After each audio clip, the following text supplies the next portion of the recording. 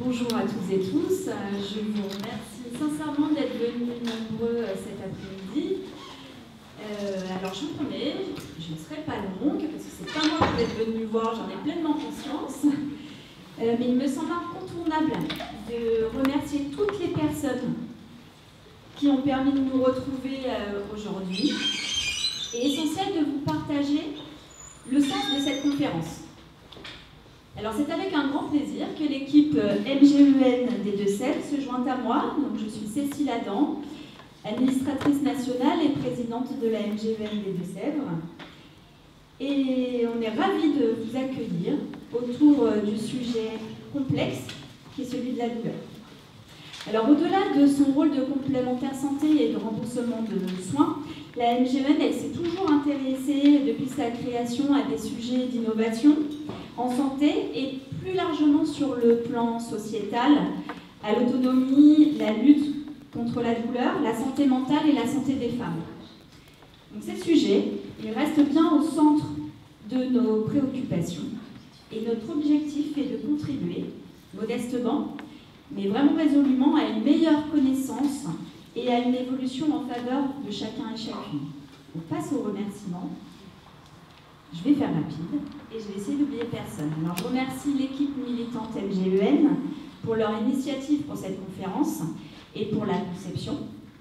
Tous nos partenaires qui sont présents dans la salle, donc la CASDEN, la MNH, le centre hospitalier de Niort, le centre de formation paramédicale qui nous accueille ici dans ses locaux, la librairie Idéal qui nous met à disposition des ouvrages que Martin Winkler aura plaisir à vous dédicacer à la fin de la conférence débat, l'association Endo Solidarité, la librairie Idéal, comme j'ai dit tout à l'heure, et puis je remercie aussi la médiathèque départementale des Deux-Sèvres, c'est elle qui nous a permis d'être en contact avec Martin Winkler. Donc bien sûr, je remercie chaleureusement d'avoir accepté de nous partager son expertise et ses idées. Je remercie Caroline Offray. Donc Caroline, elle est élue MGEN et elle est également présidente de l'association Endo Solidarité. Elle a porté le projet, donc merci infiniment à elle. Et puis c'est elle qui va s'occuper d'animer les échanges. Une dernière petite précision, donc un premier temps sera consacré au format interview dont je vous parlais, et puis ensuite ça sera un débat avec vous, puisque c'est ce à quoi vous teniez, et je pense que c'est essentiel de pouvoir vous exprimer. Et donc je vous souhaite une bonne conférence. Juste une dernière petite consigne, Martin Winkler devra prendre un train, donc à 17 h, il faudra le libérer. Merci.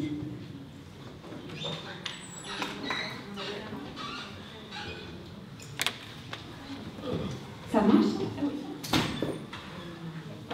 Je vais le mettre sur moi, du coup, ça va être plus simple. Voilà. Bonjour à tous. Merci à Martin Winkler d'être venu aujourd'hui. Je suis ravie de vous accueillir pour parler de ce sujet très complexe qu'est la douleur.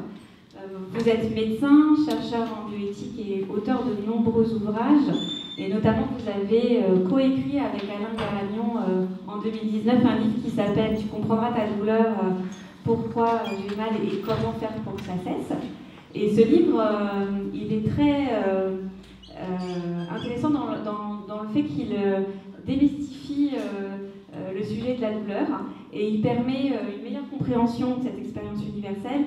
Et en même temps, ça permet aussi aux uns et aux autres d'accompagner les personnes qui souffrent. Et donc, je vous remercie vraiment qu'on puisse parler de ce sujet aujourd'hui. Et je ne vais pas aller plus loin dans mon introduction, mais la première question que je vais vous poser, Martin Winkler, c'est quoi la douleur? Est-ce que vous pouvez nous éclairer sur cette notion? Alors, oui, il y a sûrement des personnes qui travaillent sur le sujet ici et qui sont bien plus, bien plus au courant que moi, parce qu'elles ont une pratique du traitement de la douleur. Moi, j'ai coécrit le livre avec Alain, qui lui est médecin généraliste aussi, mais qui est algologue, qui a fait une spécialisation de traitement de la douleur, qui travaille dans le centre de la douleur moment. Et il faut que je le mette là pour que vous entendiez. Et mon propos, c'est qu'en tant que médecin, évidemment, j'étais amené à soigner des gens qui avaient mal. J'ai appris des choses, mais il y avait beaucoup de choses que je ne savais pas et que je voulais d'abord éclairer pour moi-même. Et ensuite, j'avais déjà fait ça avec la contraception. J'avais déjà fait un manuel de la contraception pour le grand public qui s'appelle Contraception multi-emploi. Mon idée, c'était de créer un manuel qui soit un manuel lisible par le plus grand nombre possible, c'est-à-dire non seulement, bien entendu, le public en général, mais aussi les étudiantes et les étudiants en médecine qui n'ont pas forcément accès à une formation extrêmement précise sur, alors à l'époque la contraception, maintenant la douleur, pour leur éclaircir les idées. C'est-à-dire que moi j'ai beaucoup souffert de pas, premièrement, de ne pas avoir des livres faciles à comprendre et qui m'expliquaient les choses de façon simple, et deuxièmement, de ne pas avoir des possibilités d'interroger quelqu'un pour qu'il m'explique de façon simple un certain nombre de concepts. Donc, le jour où on m'a proposé d'écrire un nouveau livre de santé, j'ai dit je veux faire un livre sur la douleur, c'est quelque chose dont j'ai envie depuis très longtemps, et je sais exactement avec qui le faire, parce que je connais quelqu'un qui sait le métier tous les jours. Fondamentalement, ce qu'on a voulu faire dans le livre, c'est oui, trois choses. La première chose, c'est essayer de donner des définitions aussi simples et claires que possible de qu'est-ce que c'est que la douleur. La deuxième, c'était comment dirais-je, de battre en brèche des idées reçues et de donner à connaître des situations qui sont souvent source de confusion ou d'incompréhension entre les personnes qui ont mal et les personnes qui devraient les soigner, pour éclaircir les choses. Et puis la troisième, c'était de parler des traitements, mais d'en parler de façon très descriptive. On n'a pas pu être exhaustif, mais enfin de montrer qu'il y a toute une batterie de traitements destinés à soigner la douleur. Et on en invente et on en met au point et on en développe tous les jours. Donc ça n'est pas exhaustif, c'est pour montrer qu'on n'est pas tout début. Alors, la première chose que j'ai essayé de faire, c'est d'essayer effectivement non seulement d'expliquer, mais d'abord de comprendre moi ce que c'est que la douleur. Et donc, je travaille toujours par analogie ou par métaphore, c'est-à-dire j'essaie de trouver une image qui va nous permettre de comprendre de manière simple de quoi on parle. Je me souviens, quand j'étais au centre de planification, de l'époque où on a commencé à commercialiser des implants. Et les implants, c'est des petits bâtonnets qui contiennent du progestérone, enfin un progestatif, qu'on glisse sous la peau du bras, et ça fait une contraception permanente. Et j'arrivais pas à définir ce que c'était que ce bâtonnet. Et un jour, j'étais en train d'essayer d'expliquer, enfin de dire à une patiente qui demandait quelles étaient les contraceptions utiles, ce que c'était, elle dit oui, c'est un réservoir d'hormones. Je dis oui, c'est ça. Du coup, j'avais le mot. À partir de ce moment où elle a mis des mots très simples et parfaitement précis sur quelque chose que j'essayais d'expliquer de façon compliquée, ou encore, pour reprendre l'exemple de la contraception, pendant très longtemps, je me suis demandé, mais je lisais dans les livres de médecine la définition du fonctionnement de la pilule, avec des histoires de rétrocontrôle, si vous ne savez pas ce que c'est, moi non plus de toute façon, de rétrocontrôle de l'hypophyse sur l'ovaire quand on rajoute des hormones, etc. Jusqu'au jour où j'ai lu des livres anglais dans lesquels on disait, ben, c'est pas compliqué. Quand une femme prend des hormones sexuelles, son cerveau, parce que le cerveau sent les hormones qui circulent, croit qu'elle est enceinte. Donc comme il croit qu'elle est enceinte, elle n'ovule pas, parce que les femmes enceintes n'ovulent pas. Autrement, elle pourrait avoir plusieurs fœtus d'âge différents en même temps, ce qui serait quand même assez embêtant. Donc en fait, prendre la pilule, c'est faire croire à son organisme qu'on est déjà enceinte. Ce qui explique qu'au début, on donnait aux femmes des doses qui étaient un peu trop importantes et elles avaient des symptômes de grossesse.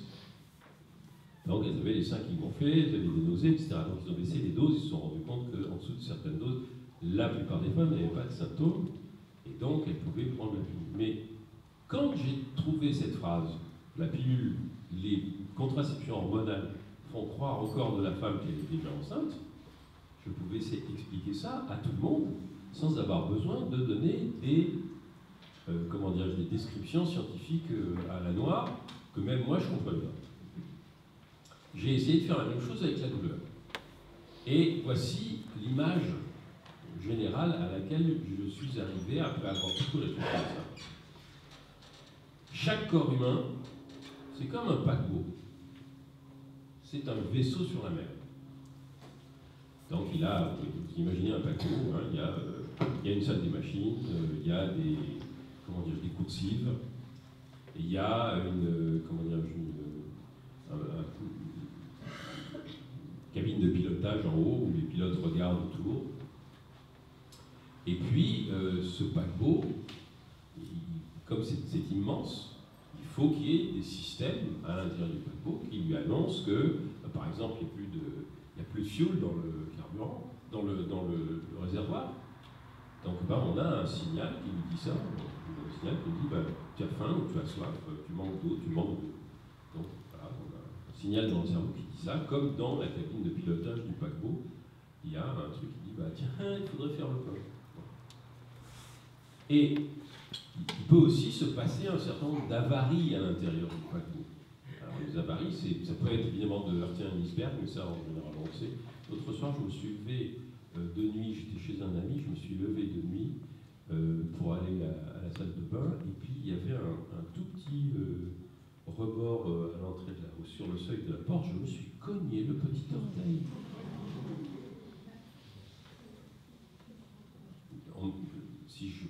Alors voilà, c'est ça la douleur. La douleur, c'est quoi? La douleur, c'est un signal, c'est un avertissement, c'est une alerte qui vous dit il y a quelque chose qui s'est passé. J'avais heurté un iceberg, petit iceberg, mais je m'étais fait tellement mal que après je me suis dit je vais avoir l'orteil qui va grossir comme un œuf de pigeon. Finalement, non, il n'y a pas grossi, mais ça me fait un mal de chien quand même. Bon. Et donc c'est un signal. C'est un signal que quelque chose s'est passé. Ça ne veut pas forcément dire qu'il s'est passé quelque chose de grave. La preuve, c'est que je me suis cogné le petit orteil, j'ai eu un mal de chien, mais bon, l'orteil n'est pas cassé, il n'est pas gonflé, etc. C'est un signal. Il s'est passé quelque chose. C'est un signal qui est fait, qui a pour fonction, parce que nous sommes des animaux évolués, il a pour fonction de nous préserver, de la même manière que la faim ou la soif, ou l'envie de dormir, hein, quand on a envie de dormir, c'est un signal que notre cerveau nous envoie, tout ça est produit par le cerveau, pour nous dire, il faut que tu te reposes. Quand nous avons un peu trop bu et que ça commence à tourner, c'est un signal que le cerveau aussi nous envoie.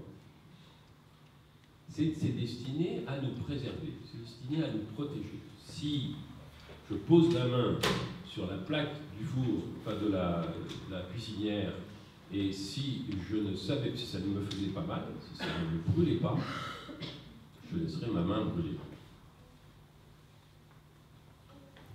Donc, c'est un signal utile, et même indispensable. Vous avez dû lire ou vous regardez à la télé des histoires si vous regardez la série Dr House en particulier, il y a un épisode sur une jeune fille qui ne ressent pas la douleur. Et ça lui pose des tas de problèmes parce que elle se brûle, elle se fait mal, elle se blesse et puis elle s'en rend compte. Donc ça illustre le fait que c'est quelque chose de très important. Et ce signal, c'est un signal qui est propre à notre paquebot, à nous. Les signaux qu'il y a dans notre vaisseau, le vaisseau que nous habitons, chacun et chacune, les signaux nous sont propres. C'est-à-dire que certaines personnes ont des signaux qui se déclenchent très facilement pour des incidents très légers. Par exemple, ma blonde et moi, quand on va prendre le même plat dans le four, moi, même si je mets une manique, je me brûle, alors qu'elle, elle prend la manique, puis des fois elle prend le plat comme ça, elle ne se brûle pas. Là, ça ne la brûle pas. Pourquoi? Parce que sa perception de la chaleur, n'est pas la même que la mienne. Alors que, si l'autre jour elle s'est coupée le bout du doigt, je lui ai mis un peu d'éosine alcoolisée dessus, elle a sauté au plafond. Alors que moi, si je fais ça, je sens rien. Parce que notre perception, les corpuscules qui nous permettent de percevoir la douleur et les agressions, ne fonctionnent pas de la même manière d'une personne à une autre. Et même à l'intérieur d'une même personne, on est plus ou moins sensible, encore une fois, à la douleur, à la chaleur, au froid. Donc, non seulement c'est une expérience propre à chacune et à chacun, mais l'intensité de cette expérience est aussi différente, non seulement d'une personne à une autre, mais aussi d'un moment à un autre. On a plus facilement mal si on est fatigué, triste, abattu, qu'on n'a pas mangé. C'est plutôt la douleur que nous ressentons est quelque chose que nous allons ressentir de manière plus vive et plus gênante en fonction de l'état dans lequel nous sommes. C'est influencé aussi par l'environnement. C'est-à-dire que il y a une vidéo que j'ai vue là sur Instagram il y a 3 jours. C'est 2 petits qui ont 2 ans, 2 ans et demi, donc ils marchent, ils tiennent debout, il y a un garçon et une fille. Et puis la fille ouvre un placard pour montrer quelque chose au garçon, et puis le placard, il y a un bouton sur le placard, et puis boum, le bouton il lui rentre dans la figure. Alors le gamin se met à pleurer. Et la petite fille qui fait un quart de tête de moins que lui, se tourne vers lui et lui pose un baiser sur l'œil. Et il s'arrête de pleurer instantanément. Il est tellement surpris. Bon.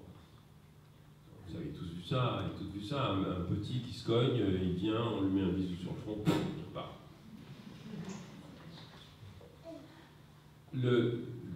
Comment dirais-je, la douleur est quelque chose qui peut être influencé de façon extrêmement importante par l'attitude des personnes qui nous entourent. C'est même quelque chose que nous pouvons influencer nous-mêmes. Une expérience personnelle que je raconte dans le livre, c'est que vous m'interrompez quand vous voulez. Hein. Ouais, mais non, je vous laisse parler. Non, mais quand vous avez des questions, vous me posez. D'ailleurs, si vous avez des questions à poser, vous ne pouvez pas les poser. Une histoire personnelle. Mon père était médecin de famille. Et moi, quand j'étais gamin, je faisais des angines à répétition. Donc, il me traitait comme on traitait les angines des enfants. C'est-à-dire qu'il me donnait, dès que j'ai un rhumatisme articulaire aigu ou une complication comme ça, comme scarlatine, il me donnait un traitement antibiotique et antidouleur, anti-inflammatoire. Bon, bref. Et puis, un jour, j'avais 30 ans, mon père était mort depuis quelques années, je fais une angine carabinée. Alors, le scientifique que je suis sait qu'à 30 ans, c'est une angine probablement virale, que je n'ai pas besoin d'antibiotiques, et que ça va guérir tout seul avec un peu de... Je prenais de l'ibuprofène ou de l'aspirine, aujourd'hui j'aurais pris de l'ibuprofène. Et j'étais en consultation. Donc, je prends ce qu'il faut, et puis 2 heures plus tard, je suis toujours dans le même état, le soir, je suis toujours dans le même état, le lendemain, je suis toujours dans le même état, j'ai un mal de gorge épouvantable, j'ai du mal à avaler, c'est une horreur.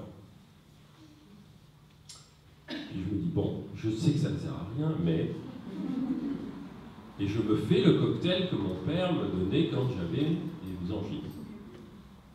10 minutes après, j'ai... Ce qu'on appelle l'effet placebo. Et je le savais, hein, je savais que c'était l'effet placebo. Bon. Mais pourquoi m'en priver? J'en ai pris qu'une fois d'ailleurs. Je n'ai pas pris. Bon. Donc la douleur est extrêmement sensible à notre cerveau. Pourquoi? Parce que c'est le cerveau qui produit la douleur. C'est pas quand vous cognez l'orteil. La douleur, c'est pas l'orteil qui la crée, c'est le signal que l'orteil vous envoie qui crée à l'intérieur de votre cerveau la sensation de douleur. Et c'est ça qui rend à la fois les choses compliquées et qui devrait les rendre simples. Alors, pourquoi c'est compliqué? C'est compliqué parce que, pour des raisons culturelles, sociales, enfin tout ce que vous voulez, l'appréhension que nous avons de la douleur de l'autre est extrêmement connotée par la manière dont, enfin, par nos valeurs, on va dire, oui c'est ça, nos valeurs morales, notre éducation. C'est-à-dire que nous avons tendance à qualifier, au sens de donner une qualité à, la douleur de l'autre. Toujours une expérience personnelle, j'étais aide-soignant dans l'hôpital local où mon père travaillait, et un homme est admis parce qu'il ne va pas bien, et puis je vais le voir pour lui demander s'il a besoin de quelque chose, je le vois se tordre de douleur sur son lit, vraiment il se tordait de douleur littéralement, il tournait dans tous les sens, il se relevait, il marchait, il avait extrêmement mal au creux de l'estomac. Et en plus, il parlait comme mon oncle, parce qu'il était probablement d'Afrique du Nord, et tout le monde dans ma famille est d'Afrique du Nord, et il parlait comme mon oncle. Donc avec un accent nord-africain extrêmement prononcé, ce qui me faisait un peu sourire, parce que, et mon père était le médecin du service, et il discutait avec son interne, et on demande, alors comment est-ce qu'il va, ce monsieur, et je lui dis, bon, il a mal, mais je trouve qu'il en fait beaucoup quand même.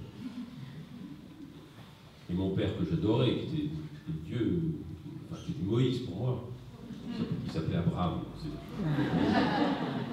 Mon père me regarde et me dit t'as pas le droit de dire ça.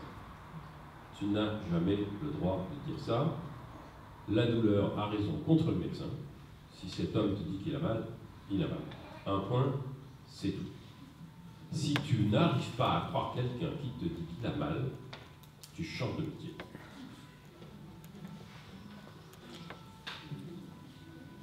J'ai reçu ce conseil à un bon moment parce que ça m'a incité à regarder les autres d'une autre manière et surtout à ne pas fonder mon appréciation de la douleur de la personne sur ce que moi je croyais.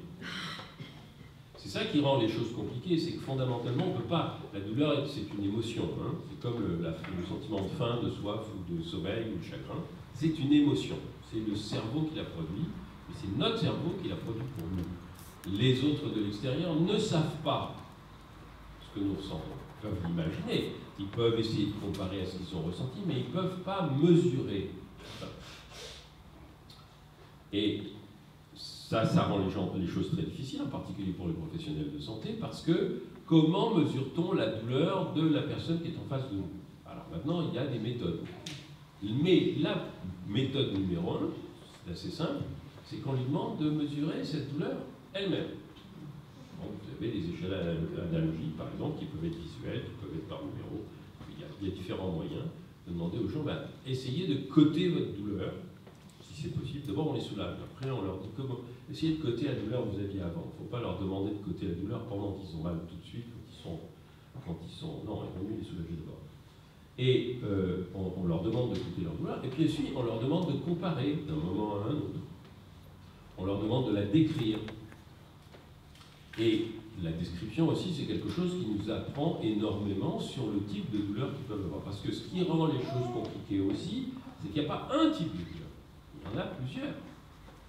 La douleur qu'on ressent quand on touche quelque chose de chaud et qu'on se brûle, ce n'est pas produit vers le cerveau, enfin le signal qui est envoyé au cerveau n'est pas envoyé par les mêmes corpuscules sensitifs que la douleur qu'on ressent quand on prend une boule de neige dans la main ou quand on met la main sur la glace. La sensibilité au chaud, sensibilité au froid, c'est pas la même douleur que quand on se coupe le doigt, c'est pas la même douleur que quand on a le doigt écrasé, c'est pas à chaque fois, il y a des corpuscules différents, donc on ressent quelque chose de particulier. Et encore une fois, ce qui rend les choses difficiles, mais qui devrait les rendre simples, c'est que c'est difficile de l'estimer de l'extérieur, mais qu'on devrait pouvoir demander, parfois c'est possible, parfois ça ne l'est pas, demander aux personnes de décrire leur douleur, de la coter, de nous dire si ce qu'on leur a fait a soulagé la douleur ou pas, etc. Alors, l'autre problème, c'est que pour des raisons qui tiennent au fait que nous sommes des êtres humains, donc, et pas des robots, nous avons tendance à mésestimer, et là je parle des professionnels de santé, mais aussi vous et moi, n'importe qui, nous avons toujours tendance à mésestimer la douleur de quelqu'un d'autre. Toujours. Pourquoi? Parce que nous ne sommes pas objectifs. Parce que si nous sommes parce qu'un homme va mésestimer la douleur d'une femme quand une femme va lui dire j'ai mal, j'ai des douleurs liées à mes règles et j'ai extrêmement mal. Comment est-ce qu'un homme peut concevoir ça? Il ne peut pas. Il n'a jamais eu mal pendant ses règles, il n'a même jamais eu de règles. Mais parfois, une femme qui n'a jamais eu mal pendant ses règles a beaucoup de mal à imaginer qu'une autre femme puisse avoir mal. Et l'inverse est vrai aussi. Les femmes qui ont mal pendant leurs règles ont beaucoup de mal à imaginer, de leur collerait des baffes, que certaines femmes n'ont pas mal du tout. Nous sommes, parce que nous vivons chacun et chacune dans notre vaisseau sans aucune possibilité de faire ressentir ce que nous ressentons. On peut le dire, on peut essayer de l'expliquer, on peut essayer de le raconter, mais on ne peut pas le faire ressentir. Ce que nous éprouvons à l'intérieur. Ça complique les choses énormément. Il y a une grande différence, et ça, c'est pas spécial à la France, ça se voit partout, c'est des enquêtes qui ont été faites dans le monde entier. Il y a une grande différence dans la manière dont la douleur est cotée chez les femmes et chez les hommes. C'est-à-dire que la douleur appréciée par des professionnels de santé, hommes ou femmes, dans une situation équivalente, est toujours considérée comme plus importante chez les hommes que chez les femmes. Donc, on les écoute plus, on leur donne plus d'antalgiques, et pendant plus longtemps. Les femmes sont toujours moins écoutées, moins soulagées, et pendant moins longtemps. Et ça, c'est général. Pourquoi? Je ne sais pas, mais en tout cas, ça mériterait qu'on le garde à l'esprit, parce qu'évidemment, ça conditionne la manière dont nous allons entendre la douleur de la personne qui est en face de nous. Il y a une autre chose il y a un autre élément qui rend les choses compliquées, c'est qu'en fonction de la culture dans laquelle on a grandi, on peut être amené à dire « Ouais, j'ai mal, mais c'est pas grave. » « Ouais, mais j'ai mal, mais c'est supportable. » Autre expérience personnelle, quand je suis allé travailler au centre de planification et d'interruption de grossesse, je pratiquais des IVG, on le faisait sous anesthésie locale ou sans anesthésie, ça dépendait de ce que la femme voulait.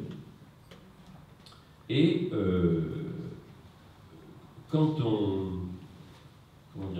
après l'interruption de grossesse, je demandais toujours aux femmes combien avez-vous mal, est-ce que vous avez mal 0, 1, 2, 3, 4, 5, 10. 0, c'est pas du tout, ce 10, c'est une douleur insupportable. Et il y en avait beaucoup qui me répondaient, alors elles me répondaient sur le moment, juste après l'IVG, et puis il y en avait beaucoup qui me répondaient après, voilà, j'ai mal, ouais, j'ai un peu mal, mais c'est supportable. Quand j'ai commencé à leur demander de côté, chaque fois qu'elles répondaient qu'elles avaient mal 5, 6 ou 7, et que je leur proposais dans antalgique, elles enflaient. En dessous, elles disaient non, je peux m'en passer. C'est-à-dire que pour elles, les douleurs qu'elles avaient qui étaient en dessous de 5, c'était comparable à des règles un peu fortes qu'elles connaissaient et qui ne les inquiétaient pas, parce qu'elles n'étaient pas inquiètes. Quand elles avaient beaucoup plus mal et qu'elles étaient beaucoup plus inquiètes, là, elles pouvaient être soulagées. C'est-à-dire que c'était elles qui définissaient si elles avaient besoin d'un traitement ou pas. Mais il fallait poser la question une fois, une deuxième fois, une troisième fois, et puis leur demander de comparer. Et là, elles pouvaient préciser comment elles avaient envie et comment elles éprouvaient le besoin d'être soulagées. Ça ne pouvait pas être moi, en regardant leur visage, qui pouvait dire elles ont mal tant ou elles ont pas mal. Parce qu'il y avait des femmes qui avaient un visage très altéré, puis d'autres qui avaient l'air parfaitement calmes et de ne rien montrer, mais qui avaient quand même très très très mal. Donc ça, c'est une des autres complications. Et l'autre chose qui nous empêche, quand nous essayons de soulager quelqu'un de mal, qui nous empêche de les soulager, c'est que la douleur, ça fait peur. La douleur, ça fait peur. Quand quelqu'un a mal, spontanément, nous avons tendance à penser que c'est grave. Et comment dirais-je, c'est une sorte de réflexe de soin. C'est-à-dire, si vous négligez la douleur de l'autre, évidemment, il y a des gens qui vont finir par mourir parce que vous n'allez pas vous occuper d'eux. Nous avons tendance à surestimer la gravité de la douleur. Par précaution, c'est ce qu'on appelle un acquis évolutif. C'est comme quand vous passez à côté d'un buisson, vous entendez un bruit dans le buisson, vous avez tendance à vous écarter parce que vous dites qu'il y a peut-être un tigre dans le buisson. Si c'est les gens qui se sont écartés en pensant qu'il y avait un tigre dans le buisson qui ont survécu, ceux qui ne se sont pas écartés sont fait par le tigre. Il y en avait un. Là, ils n'ont pas pu se reproduire et transmettre leur gène. Ceux qui se sont écartés parce qu'ils avaient peur, ils se sont reproduits et puis leurs enfants et leurs petits-enfants. Vous voyez, c'est ça l'acquis. Et sur le plan de la douleur, c'est la même chose. La douleur fait peur.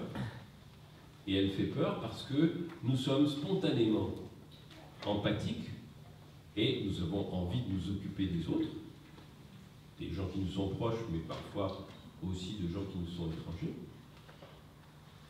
Et cette peur, elle est à double tranchant. Elle nous alerte sur le fait qu'il se passe quelque chose en face, mais nous avons tendance aussi à reculer parce que nous avons peur. Et donc, quand nous sommes face à quelqu'un qui a mal, spontanément, c'est ce qui m'est arrivé avec cet homme qui avait très très mal dans le creux de l'estomac. Il avait un cancer du pancréas et il est mort 2 jours après.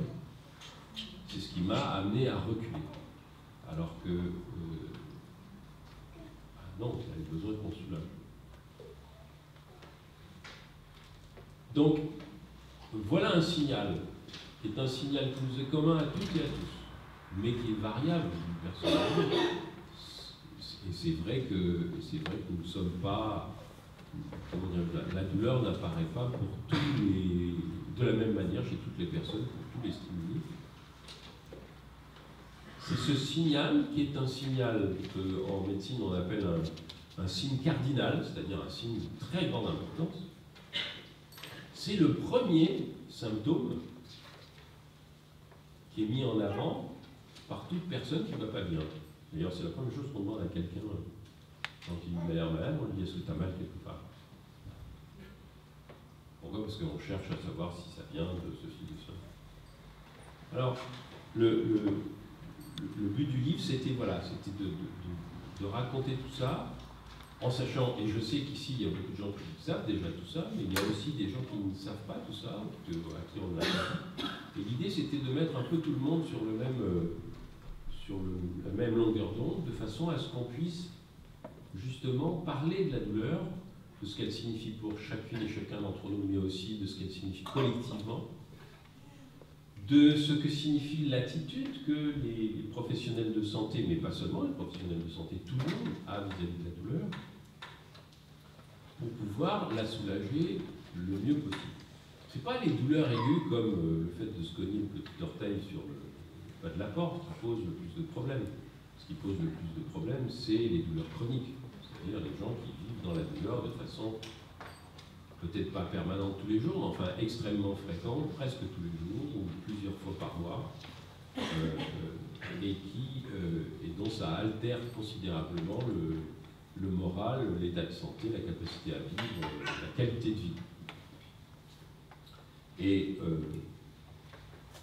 Mais on ne peut pas discuter de ça si on ne se met pas d'accord sur ces principes de base qui sont que, voilà, une douleur, c'est une chose personnelle. Comme cette émotion personnelle n'est pas communicable, elle est, comment dirais-je, elle peut s'exprimer, et on ne peut pas la faire ressentir à quelqu'un. Vous ne pouvez pas faire ressentir votre douleur comme vous essayez de faire ressentir votre joie à quelqu'un. Vous allez voir le film qui vous a fait un bien fou, et puis vous allez le regarder ensemble et vous allez ressentir de la joie ensemble. On ne peut pas communiquer la douleur aux autres. Ça veut dire quoi? Ça veut dire que, comme je l'ai appris il y a très longtemps, on est obligé de faire une première chose, c'est que quand quelqu'un dit j'ai mal, de se dire je dois le ou la croire. Et ça déjà c'est très très très difficile parce que, encore une fois, nous avons tendance à vouloir croire certaines personnes plutôt que d'autres. Alors que notre comportement, notre entraînement, nos habitudes, que nous soyons des professionnels de santé ou non, devrait être de toujours croire la personne qui dit j'ai mal. Je me souviens de confrères qui me disaient oui, mais tu ne peux pas croire tout le monde. Et je leur disais, alors c'est à ça que ça m'a servi d'aller faire un peu d'éducation en bioéthique. Donc je suis allé faire une étude de bioéthique au Canada. Enfin, je suis allé au Canada et il se trouve que là-bas j'en ai profité pour faire une éthique de bioéthique. Et d'un point de vue éthique, c'est-à-dire d'un point de vue de la morale du soin, l'éthique clinique, on ne peut pas faire autrement que de croire les gens. Pourquoi? Parce que, premièrement, nous ne sommes pas des machines qui peuvent mesurer si les gens disent la vérité ou non. C'est-à-dire qu'on ne peut pas savoir si quelqu'un dit ou non la vérité. Donc, décider qu'une personne dit la vérité et qu'une autre ne dit pas la vérité, c'est abusif. C'est uniquement quelque chose qui est le produit de ce qu'on appelle nos biais de perception, de nos préjugés, etc. Deuxièmement, sur le plan moral, on a tout intérêt à croire tout le monde. Pourquoi? Parce que même si sur 100 personnes, il y en a 2 qui ne disent pas la vérité, il y a 98 autres la disent. Elles ont besoin d'être soulagées. Donc il vaut mieux donner des médicaments par excès à 2 personnes qui n'en ont pas besoin, mais soigner tous les autres, que, par défaut, ne pas soigner 98 personnes, parce qu'il y en a 2 qui pourraient nous demander un médicament par excès. Et ça, c'est quelque chose que, personnellement, enfin, c'est une des raisons aussi pour lesquelles on a écrit le livre, Alain et moi, parce que lui il a eu affaire, moi j'ai eu affaire à ce genre de problème pendant les 25 ans que j'ai été médecin de famille, et lui, ça en fait 30 ou 35 maintenant. Et en tant que médecin de la douleur, il l'a constaté encore plus que moi dans le cadre de la douleur, il y a énormément de personnes qui souffrent qui ne sont pas crues. Un des exemples dont on parle le plus, c'est les femmes qui souffrent d'endométriose. Où pendant très longtemps elles ont mal, mais il n'y a rien d'objectivable. Leur douleur peut être provoquée par... c'est très, très étonnant, l'endométriose, c'est-à-dire qu'il y a des femmes qui se font opérer, où on trouve des lésions qui sont réparties un peu partout, qui sont extrêmement importantes sur le plan de la diffusion et qui souffraient très peu. Puis à l'inverse, il y a des femmes qui souffraient beaucoup, beaucoup, avec une toute petite lésion dans un endroit bien particulier, et elles souffraient le martyre. Encore une fois, il n'y a pas de commune mesure entre l'intensité de la douleur et la taille de la lésion qui peut la provoquer. Alors, l'une des choses qu'on essaye de faire avec le livre, c'est d'insister, d'enfoncer le clou, littéralement, ou de taper sur le petit orteil, avec un marteau, des personnes qui ne croient pas les autres personnes qui leur disent souffrir. On est en devoir, nous avons le devoir moral de croire les personnes qui nous disent qu'elles souffrent. Martin Winter, je vous interromps juste un instant. On est d'accord que la douleur dont on parle, elle peut être aussi bien physique que mentale. La douleur, elle est toujours les deux. La douleur, c'est créé par le cerveau. Donc une douleur, littéralement, quand on vous dit « mais non, madame, c'est dans la tête », oui, c'est dans la tête. C'est pour ça que ça fait mal. La douleur, c'est dans la tête. Et c'est une émotion. Donc c'est forcément à la fois physique, si vous voulez, physiologique et émotionnel. Mais regardez, la faim et le sommeil, c'est la même chose. Les petits qui ont faim et qui braillent parce qu'ils ont faim. Et ils mangent et puis vous les nourrissez. Alors lui, il est très sage. Ouais, en même temps, il mange depuis tout à l'heure. Mais et le sommeil, les petits qui pleurent parce qu'en fait, ils ont envie de dormir. Donc toutes les émotions sont à la fois, on va dire, qu'elles sont physiques et somatiques. Mais le cerveau et le corps, c'est la même chose. C'est la faute de Descartes si on pense que c'est pas vrai. C'est Descartes qui a dit oui, le cerveau c'est une chose, le corps c'est... Non, non, non. Tout ça c'est pareil. Tout ça c'est pareil. Ne faites plus de différence entre les émotions et les sensations. C'est la même chose. Une sensation et une sensation s'accompagnent inévitablement d'une émotion. Et une émotion peut vous donner les sensations. C'est très simple. Vous avez peur, sentez un creux à l'estomac, vous sentez votre gorge vous serrer, etc. C'est-à-dire que vous avez une émotion qui fait peur et vous avez une sensation. Alors que personne ne vous serre le cou. C'est vous qui sentez ce coup se serrer. Donc, on est d'accord, c'est toujours la même chose.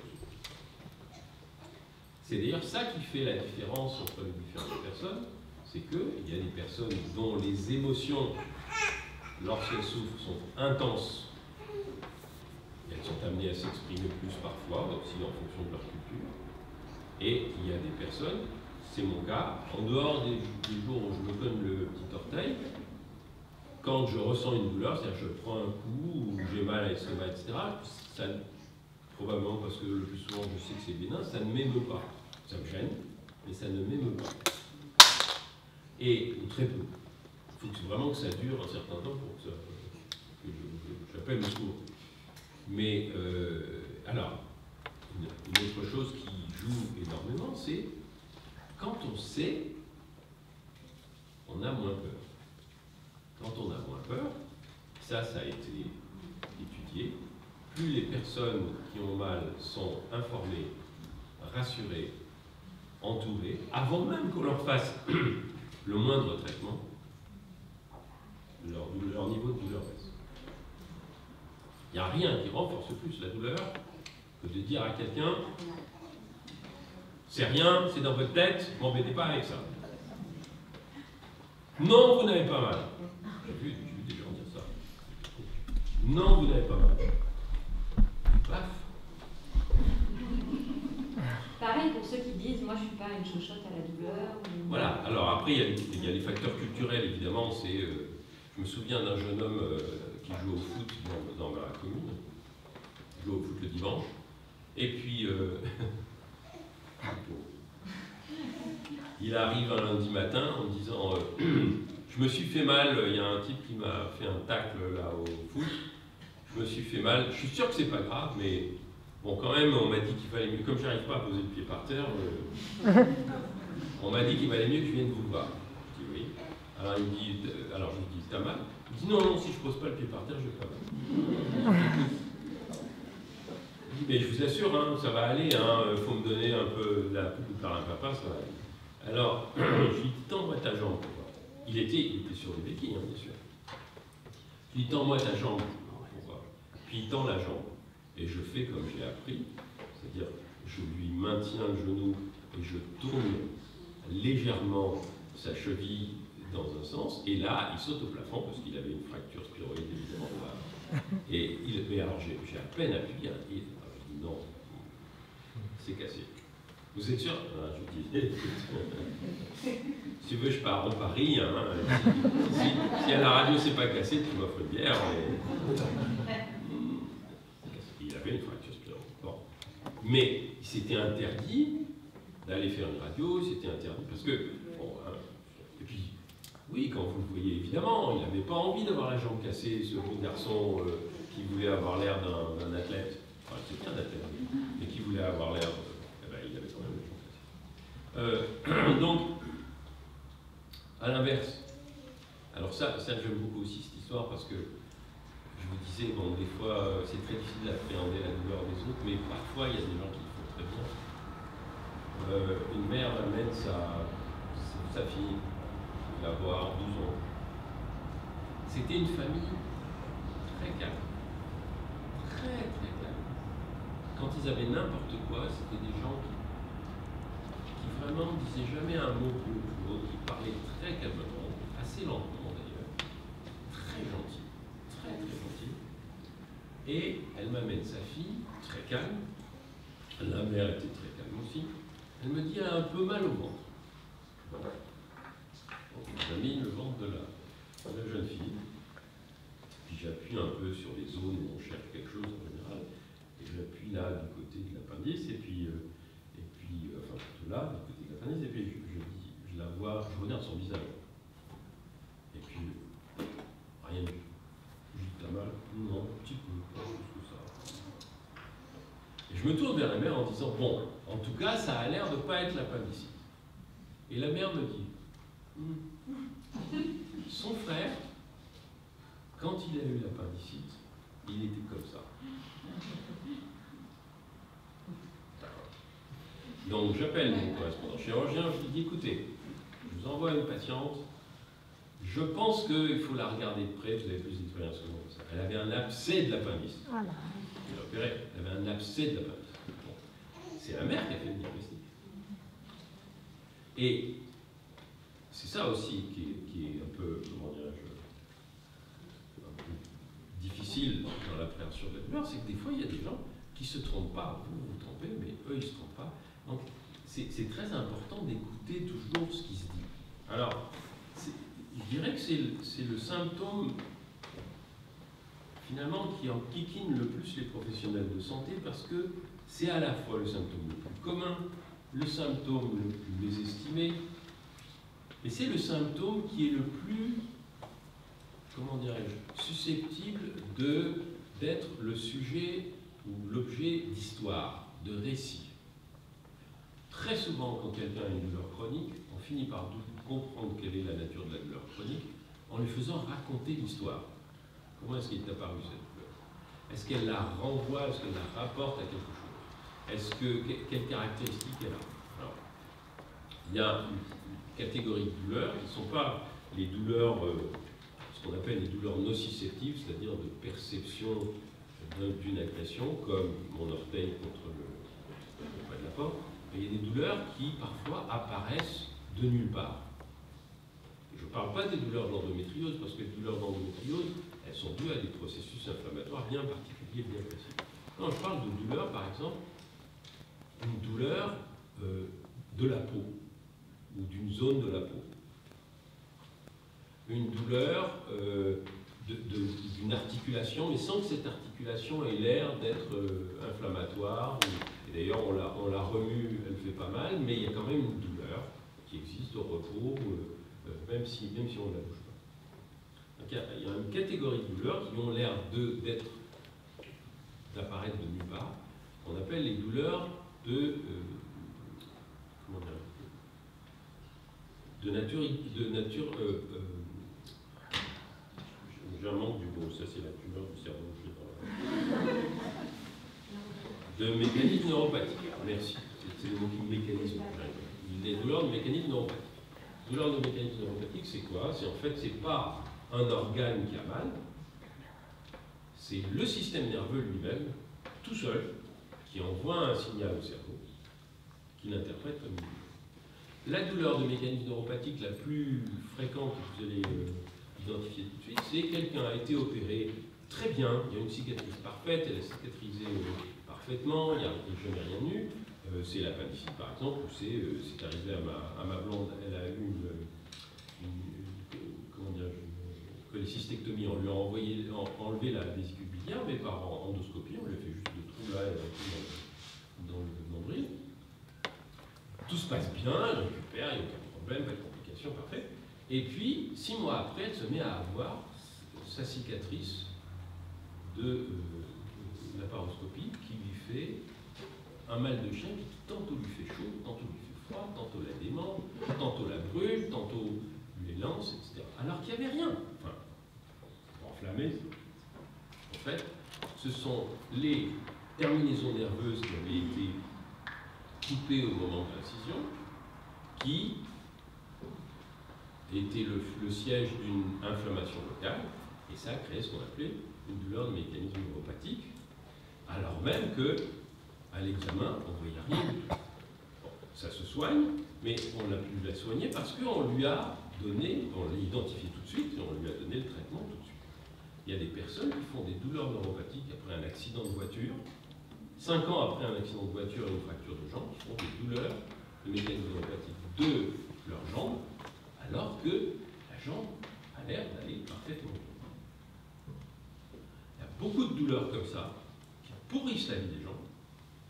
Pourquoi? Parce qu'elles ne sont pas identifiées, elles ne sont pas nommées, elles ne sont pas comprises comme étant ce type de douleur par les personnes à qui que ces personnes consultent, que ces personnes qui souffrent consultent. Alors que c'est un mécanisme extrêmement fréquent qui peut frapper n'importe qui, après n'importe quel type de traumatisme, mais souvent longtemps après, pas tout de suite après. Donc, l'autre chose que qu'on voulait faire dans le bouquin, c'est bien dire que d'abord il y a plusieurs types de douleurs et que le traitement de la douleur nécessite non seulement de croire les gens, mais aussi d'identifier de quel type de douleur il s'agit.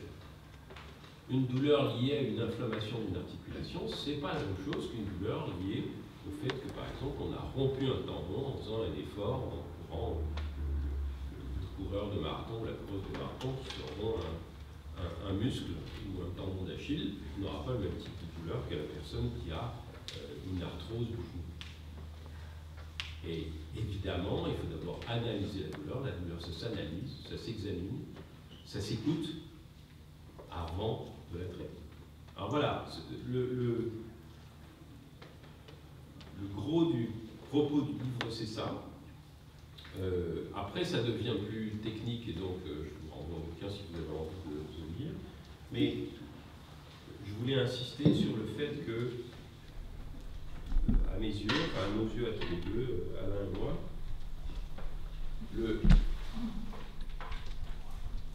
les raisons pour lesquelles il y a tant de gens qui ont mal et qui ne sont pas soulagés ne tiennent pas au fait, dans un très grand nombre de cas, ne tiennent pas au fait que leurs douleurs ne sont pas possibles à soulager.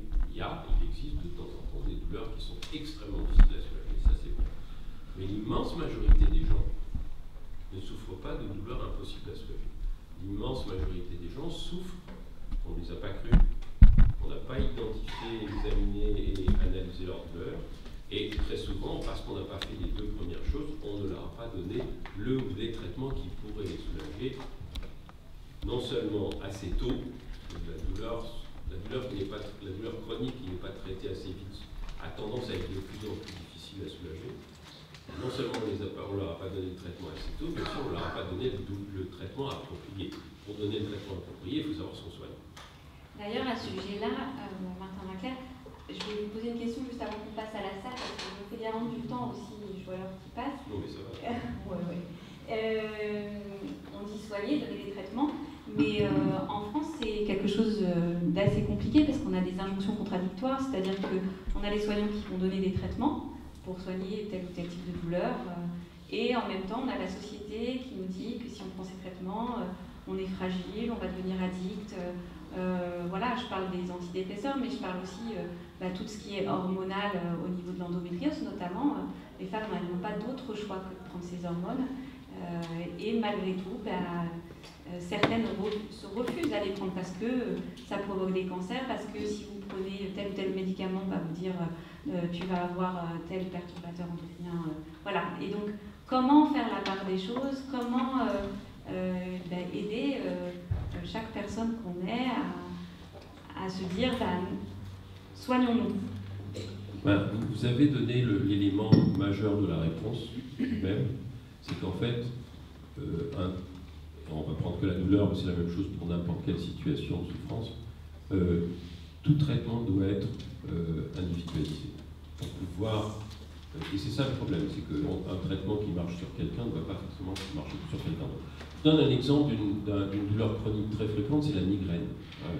Quand je parle de migraine, je parle de quelque chose de très particulier, c'est-à-dire en général qui est une douleur d'un seul côté, qui frappe surtout des femmes, et de temps en temps il y a des hommes qui ont une migraine.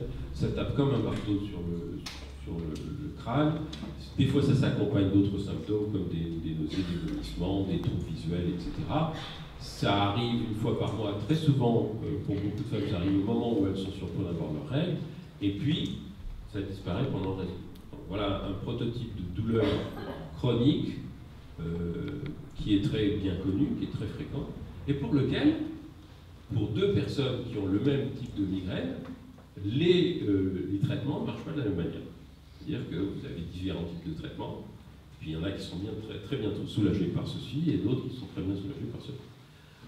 C'est pas parce que la migraine est plus grave d'un côté que de l'autre, non, c'est parce que, encore une fois, vous savez, on n'a pas tous le même bagage génétique. Si vous prenez le Doliprane, c'est un médicament qui marche plutôt pas mal pour un certain nombre de douleurs, il y a des personnes qui sont insensibles au Doliprane. Pourquoi? Parce que leur bagage génétique fait que l'efficacité du Doliprane n'existe pas chez elle, pour diverses raisons. Ça peut être la manière dont elle le métabolise, c'est-à-dire la manière dont elle le dégrade dans l'estomac et le font circuler dans leur organisme. Ça peut être aussi le fait que leur bagage génétique fait qu'elles n'ont pas de récepteur au paracétamol, et comme le paracétamol ne peut pas se fixer sur les cellules, il ne peut pas les soulager. Donc, et ça, on ne peut pas le savoir. Donc quand quelqu'un me disait « Moi, je prends du Doliprane pour calmer mes maux de tête, c'est formidable », et que sa sœur me disait « Moi, le Doliprane, ça ne me fait rien », c'était vrai. Dans les deux cas, c'était vrai. C'est ça la difficulté. Alors, ça, c'est la première difficulté, c'est qu'effectivement, il y a une sensibilité variable au traitement. L'autre difficulté que vous avez soulevée, c'est les injonctions, les doubles injonctions ou les auto-injonctions.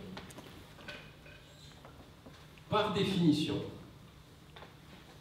et ça ce serait bien de le dire à la population générale, toute douleur est respectable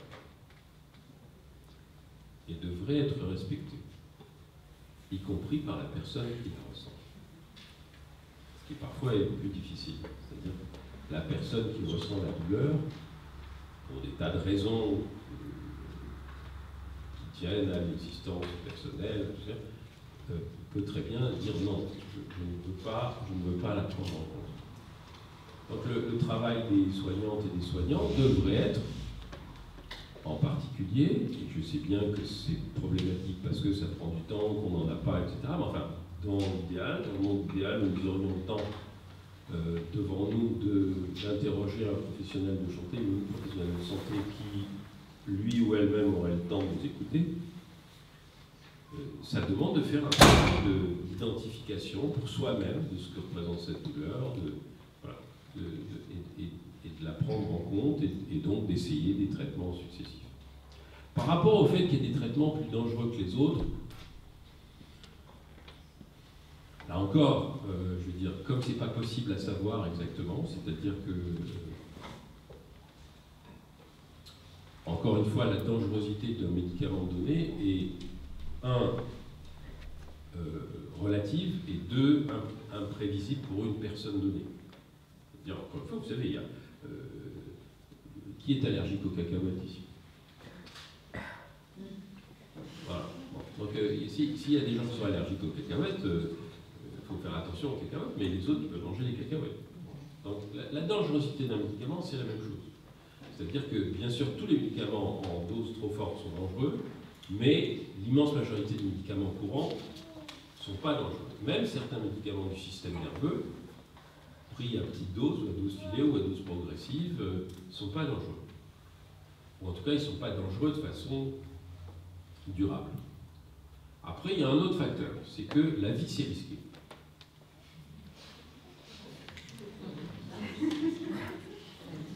Oui, c'est risqué. Je veux dire, est-ce que vous regardez toujours de chaque côté quand vous traversez la rue?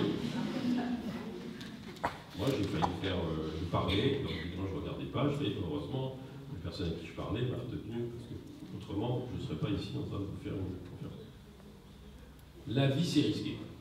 Donc, la question, c'est est-ce que je veux continuer à souffrir, ou est-ce que je prends le risque, pas forcément considérable, de peut-être avoir un effet secondaire, mais peut-être aussi d'aller mieux. Et ça ne peut être qu'une décision personnelle. J'insiste là-dessus. Je peux avancer cet argument à une personne qui se dit est-ce que je dois prendre le traitement ou non, et je lui dirai, voilà, encore une fois, vous, bien sûr, chaque fois que vous faites quelque chose, en venant me voir, vous ne savez pas à qui vous avez affaire, vous avez pris un risque. C'est vrai. La question, c'est est-ce que vous voulez prendre ce risque? Est-ce que vous pensez que prendre le risque de vous traiter avec ceci, c'est plus important que prendre le risque de ne pas être soulagé? Et ça, il n'y a que vous qui le savez. Et je respecterai votre choix, quel que soit le choix que vous allez prendre. Donc, et j'insiste là-dessus parce qu'encore une fois, si on apprécie une douleur individuellement en croyant la personne qui souffre, il n'y a aucune raison de ne pas aussi la croire, lui faire confiance quand elle choisit de se soigner ou non, ou de prendre tel traitement ou tel autre. Ça reste une décision individuelle, ça reste une décision, ce qu'on appelle l'autonomie du patient en éthique clinique. L'idéal des soignantes et des soignants, c'est de faire en sorte, un, que les personnes soignées aillent mieux après les avoir vues qu'avant. C'est ça, soigner. C'est un objectif simple, et puis après c'est négatif. 2, que dans l'idéal, elles n'aient plus besoin d'elles. Et 3, qu'elles puissent partager leur expérience positive avec d'autres personnes, pour que d'autres personnes soient elles-mêmes soignées. C'est ça l'objectif. Hein. C'est un objectif modeste et qu'on peut atteindre par tâtonnement. C'est pas forcément de donner de la morphine à tout le monde. D'ailleurs, par exemple, on insiste là-dessus dans le livre, la morphine n'est pas un bon antidouleur pour toutes les douleurs. Il y a des douleurs qui ne répondent pas du tout à la morphine parce que la morphine ne va pas se fixer sur les corpuscules sensitifs qui permettent d'empêcher cette douleur-là. C'est pour ça que, par exemple, donner de la morphine, ce n'est pas forcément une bonne solution dans un certain nombre de cas. Alors que, en donner quand le médicament est efficace, ça c'est une chose que j'ai apprise très tôt, en regardant la série Urgence. Vous savez, tous les scénaristes d'urgence, pratiquement, c'était des médecins d'urgence, hein, donc ils savaient de quoi ils parlaient. C'est qu'il n'y a pas de dose maximum de morphine. Il y a des gens qui sont soulagés avec 10 mg toutes les 4 heures. Il y en a d'autres, pour les soulager, il en faut 120 toutes les 4 heures. Pourquoi? Parce que leur mécanisme de dégradation de la morphine n'est pas le même. C'est pas parce que la douleur est plus grave, parce que leur organisme ne métabolise pas, ne transforme pas la morphine de la même manière. Donc il n'y a pas de norme. C'est juste, la norme, c'est la personne elle-même. Par exemple, dans le cas de la morphine, c'est est-ce que je prends de la morphine à forte dose, mais je me sens bien, je peux aller et venir, je ne m'endors pas et je ne suis pas trop constipé? Ou bien est-ce que je prends 12 grammes de morphine, d'accord, je ne sens plus rien, mais je roupille, je ne peux pas me lever, je dégueule et je n'arrive pas à me lever. C'est ça le critère, ce n'est pas la dose. Le critère, c'est la perception de la personne et les effets sur la personne donnée. Alors, je ne sais pas si j'ai bien répondu à votre question, mais le problème, il est là aussi. Ça devrait être une prise en charge individualisée. C'est-à-dire que, dans l'idéal, j'essaye d'écrire pour tendre vers un monde idéal. Ça ne va pas être la semaine prochaine, mais c'est comme tous les chemins, il faut faire un pas après l'autre. Dans l'idéal,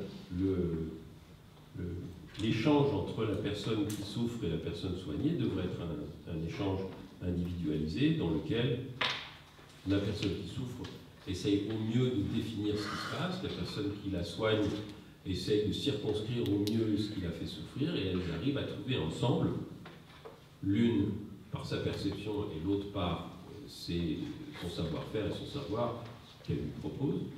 Ça ne veut pas dire que la personne qui souffre n'a pas de savoir. Hein. Nous savons ce qui nous soulage ou ce qui aggrave notre douleur. Et ça aussi, c'est des éléments importants que nous devons défendre, que nous devons dire. Mais ça devrait être une interaction.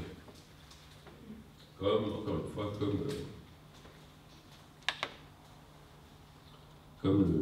alors je ne sais pas si c'est ici que j'ai raconté ça. J'ai parlé de chimpanzés déjà? Non. Il y a un spécialiste des chimpanzés dont tous les livres sont traduits, donc je vous encourage à les lire, qui s'appelle Franz, F-R-A-N-S, D-E, Waal, W-2-A-L. Franz de Waal, c'est un primatologue néerlandais qui travaille aux États-Unis, qui a fait sa carrière aux États-Unis, mais qui est néerlandais. Et il nous apprend des tas de choses sur les chimpanzés, les gorilles, les bonobos. Et en particulier, au début, il pensait que les gorilles étaient vraiment des animaux extrêmement agressifs, extrêmement,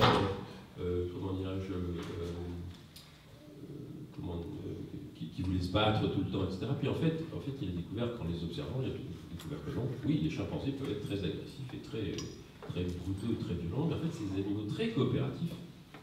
Et c'est des animaux qui ont des activités qui consistent à se soutenir et à se consoler. Ils se consolent.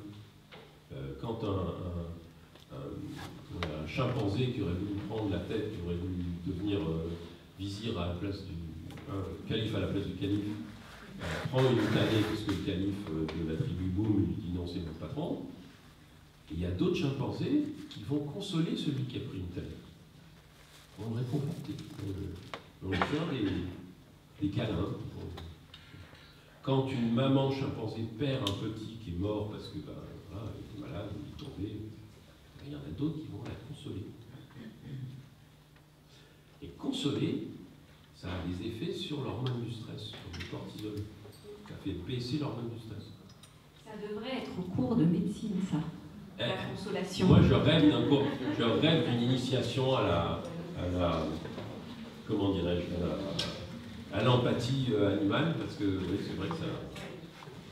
Les animaux, il y a une vidéo, si vous tapez France Deval dans YouTube et que vous tapez France Deval, comment ils appellent ça, sens de l'injustice. C'est un truc sur l'injustice. Il montre une expérience qui a été faite qui est formidable. C'est deux singes, c'est des Ouistiti, hein, des singes capucins, qui sont dans deux cages l'une à côté de l'autre. Et on leur demande de faire une tâche très simple, c'est-à-dire qu'on leur donne un petit caillou, et il faut qu'ils mettent le caillou dans une boîte. Ça peut faire très bien. Et dès qu'ils ont mis le petit caillou dans une boîte, ils leur donnent quelque chose, une récompense à manger. Et alors au début, les deux singes l'un à côté de l'autre, on leur donne un morceau de concombre. Le concombre, c'est de la flotte, Et puis au bout de 3-4 fois, quand ils ont tous les deux, et ils font tous les deux la tâche, on leur donne un morceau de concombre. Et au bout de 3 ou 4 fois, à un, on donne un morceau de concombre, et puis l'autre, on lui donne un grain de raisin. Le grain de raisin, c'est sucré, c'est bon.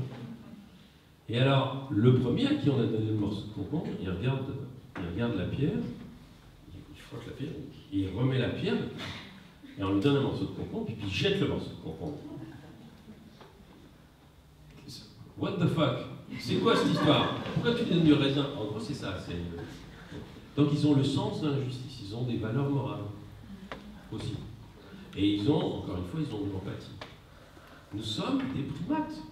Primates un peu plus évolués, oui, mais différents. Mais nous sommes des primates. Tout ça, c'est intérieur. On a tendance à oublier ça, c'est que nous avons des motivations et des mécanismes psychiques, émotionnels, qui sont aussi physiques, bien entendu, que nous aurions intérêt à développer, à écouter, à comprendre et à mettre en œuvre dans la manière dont nous nous soignons nous-mêmes, dont nous soignons les uns les autres.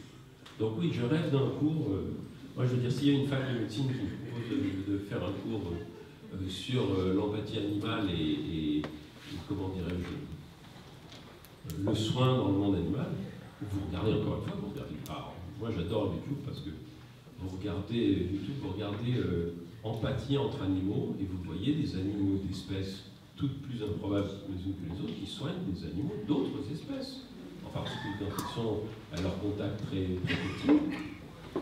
Les petits adoptent l'animal plus grand qui est d'une autre espèce comme si c'était un parent, et inversement. Et ils se soignent. Et alors, la dernière que j'ai vue qui m'a... C'est une femme qui avait un chien, puis qui, alors je sais pas où elle vit, mais elle a adopté en fait un bébé panthère qui avait été laissé pour mort, qui en fait n'était pas mort.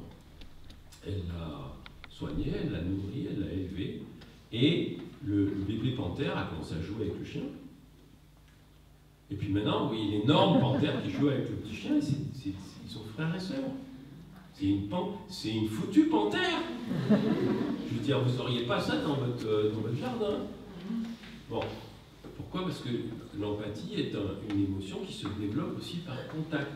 En fait, je pense qu'il devrait y avoir un étudiant en médecine et une étudiante en médecine dans tous les foyers. Élevé depuis, vous voyez, c'est toi qui vas soigner. Non, c'est peut-être pas quand même. Mais voilà.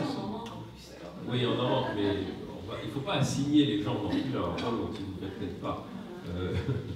Mais ce qui est certain, par exemple, c'est que oui, on a beaucoup de chemin à faire, d'ailleurs, pour aider les personnes qui sont un peu plus empathiques que la moyenne pareil, l'empathie, c'est quelque chose qui est partagé par tout le monde, et il y a des gens qui sont dans la moyenne de l'empathie, c'est-à-dire qu'on va s'occuper des gens qui sont immédiatement autour de nous, et puis d'un cercle peut-être un peu plus élargi. Il y en a qui ne le sont pas du tout, et puis il y en a qui le sont de façon un peu plus développée. C'est-à-dire qu'ils iraient même soigner, qui s'arrêtent dans la rue quand quelqu'un tombe ou est allongé et ils ne savent pas s'il est mort ou pas. C'est pour ça que j'ai beaucoup de mal à avancer dans une rue parce que je m'arrête beaucoup. Et des fois, les gens me disent « fous-moi la paix, je dors, laisse-moi tranquille ». Et c'est leur droit. Mais on aurait intérêt à essayer de... C'est ça, le recrutement des professionnels de santé devrait aussi se faire sur ce type de critères. Parce que c'est dur de soigner. Ça demande beaucoup d'énergie, ça consomme du temps, c'est émotionnellement extrêmement pesant. Le burn-out, c'est quelque chose qui menace tous les professionnels de santé. Et donc, on ne devrait pas se lancer là-dedans si, d'abord, on n'est pas prévenu, et qu'ensuite, on n'est pas, comment dirais-je, dans le désir de le faire, c'est-à-dire voilà. Non, mais puis on a le droit de ne pas vouloir soigner les autres, c'est un droit. Il ne faut pas que ce soit une obligation, il faut que ce soit ça, que ce soit un destin, que ce soit un engagement qu'on a envie de prendre. Pour le moment, on n'a pas été très fort pour faire ça, c'est-à-dire, c'est pas comme ça que les professionnels de santé sont recrutés, alors qu'elles et ils devraient l'être, dans l'idéal. Dans le monde idéal de après-demain, auquel nous œuvrons tous et toutes. Merci Martin. Est-ce qu'on passe aux questions? Oui, bien sûr. On a un micro. Alors, je vais cliquer le micro. Je vais noter, ouais.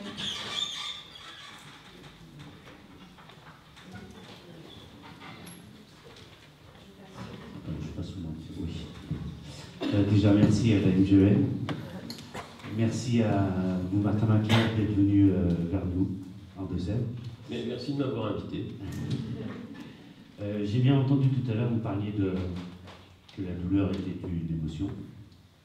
Et vous parliez des traitements, et moi je voudrais aller sur le terrain de la psychologie, la douleur, sur la psychologie. Et donc je voulais savoir si vous pouviez m'éclairer ou un conseil pour une personne qui ne va pas mieux, si je veux reprendre vos propos, qui ne va pas mieux après qu'avant, Oui. au bout d'un traitement long. Et voilà, je voulais avoir votre avis là-dessus. Il n'y a pas de réponse univoque, évidemment, mais comme la douleur est à la fois physique et psychologique, et que les facteurs sont toujours pas seulement je me suis cogné ou j'ai un organe qui me fait mal, tout simplement. Encore une fois, l'idéal, ce serait d'essayer de voir qu'est-ce qui, dans le contexte de la vie de cette personne, fait que cette personne ne va pas mieux. Et ça peut être beaucoup de choses, hein. Ça peut être...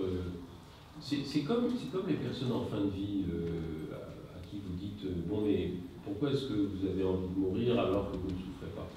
Parce que vivre, c'est pas suffisant. C'est aussi la qualité de la vie. C'est aussi les perspectives, les espoirs, etc. Donc, alors, l'explication la plus simple, mais ça peut ne pas être ça, l'explication la plus simple de quelqu'un qui continue à souffrir, c'est que parfois, il y a aussi, en plus de la douleur chronique, parce que les personnes qui ont des douleurs chroniques font des états dépressifs. C'est pas parce qu'ils font des états dépressifs qu'ils ont une douleur chronique, non. C'est parce qu'ils ont une douleur chronique qu'ils font des états dépressifs. Donc il faut aussi soigner l'état dépressif. Et il y a différentes manières de le faire, qui ne sont pas toutes équivalentes pour tout le monde. Il y a aussi le fait, encore une fois, que l'anxiété, la peur, les inquiétudes générales autour de différentes... consécutives à différents facteurs, peuvent entretenir la douleur, non pas parce que le traitement n'est pas efficace, mais parce que... Puis il y a aussi, oui, on a donné un traitement, mais c'était peut-être pas le bon. C'est-à-dire que moi j'avais un patron qui faisait une maladie infectieuse et qui disait, avec beaucoup de bon sens, si vous ne comprenez pas une situation, c'est que vous vous trompez. disait jamais c'est parce que le patient ne nous a pas tout dit, non. C'est parce que vous vous trompez.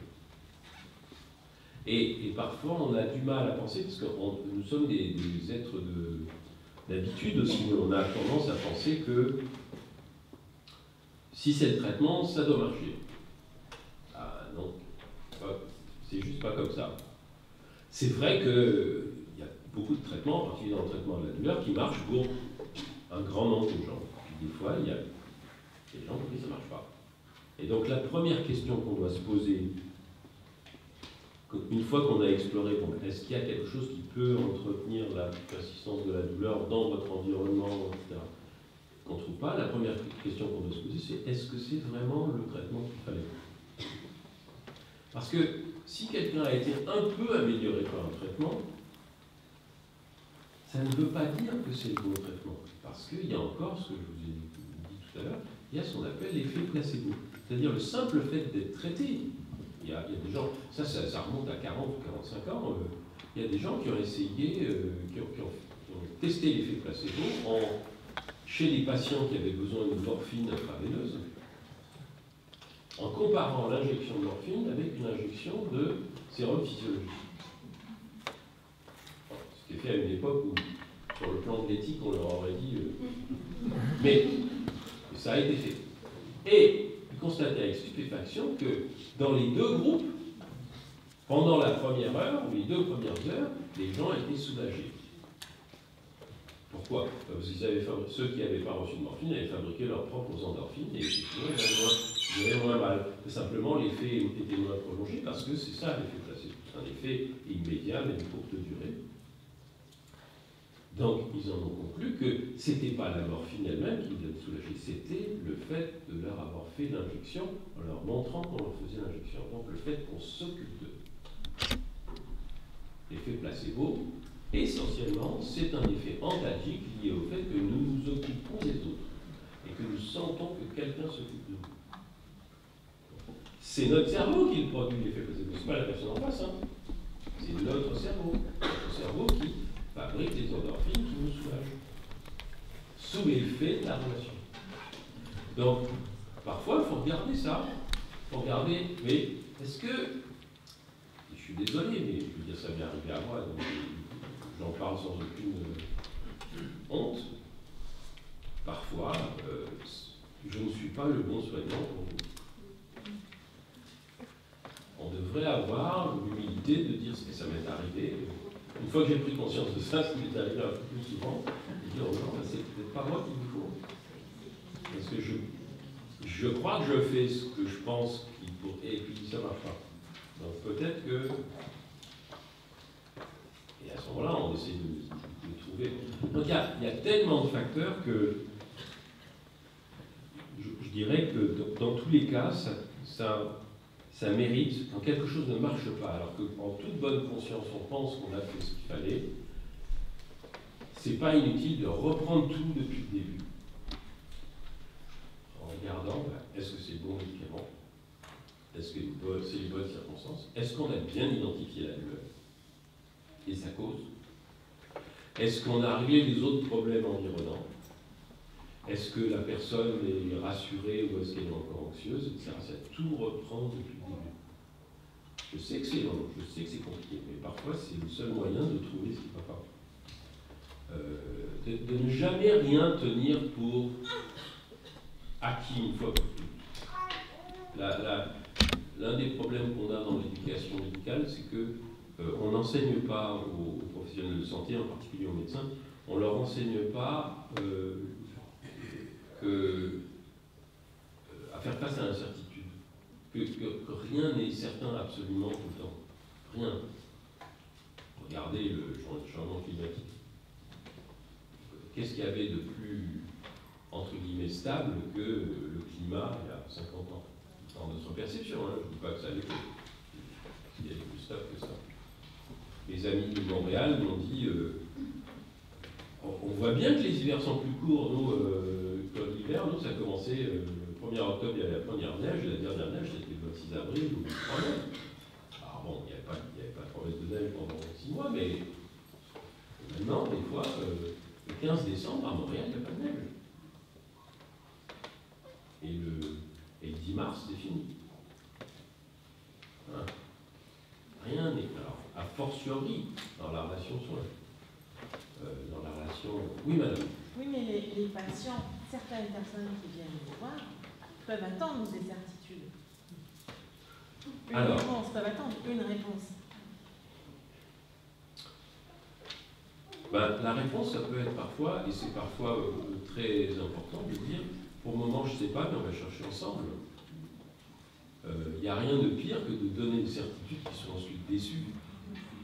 Il n'y a rien de pire. Et puis, c'est pas, je crois qu'il ne faut pas non plus regarder. Enfin, moi, j'ai une perception des enfin, je ne savais pas ça au début de ma carrière. Hein. J'ai fait 15 ans de badminton, j'ai lu beaucoup, j'ai rencontré des gens qui m'ont appris, donc j'ai appris au fur et à mesure. Je ne voyais pas les choses à la fin de ma carrière qu'au début. Mais donc, ce que je vous dis, c'est ce que j'ai fini par apprendre. Il y a énormément, la majorité des gens à qui j'ai eu affaire, quand ils demandent des certitudes, c'est que pendant très très longtemps, on leur a raconté des bobards qu'ils en ont ras-le-bol. Et là, ils en ont marre une fois. Et l'immense majorité des gens qu'on voit pour la première fois, pour la deuxième fois, etc., ils sont prêts à faire le bout de chemin de chercher, d'essayer de comprendre, etc. Ce dont ils ont besoin, c'est d'être soutenus. Ce dont ils ont besoin, ou dont ils ont besoin, c'est d'être crus. Les premières patientes que j'ai soignées pour une endométriose, quand je ne savais pas ce que c'était, moi je voyais des femmes qui me disaient, non seulement j'ai mal pendant mes règles, mais j'ai mal pendant 10 ou 15 jours après. Je ne peux plus avoir de relations sexuelles. Je peux pas faire... Moi, je n'avais jamais appris ça à l'école. En fac de médecine, on n'avait jamais parlé de ça. Ah, vite en passant, une petite parenthèse. Parce que celle-là, je la sors un peu. Il est, à mon avis, scandaleux dans un pays qui se dit démocratique et scientifique, que les étudiantes et les étudiants en médecine ne soient pas formés en premier lieu à la physiologie féminine.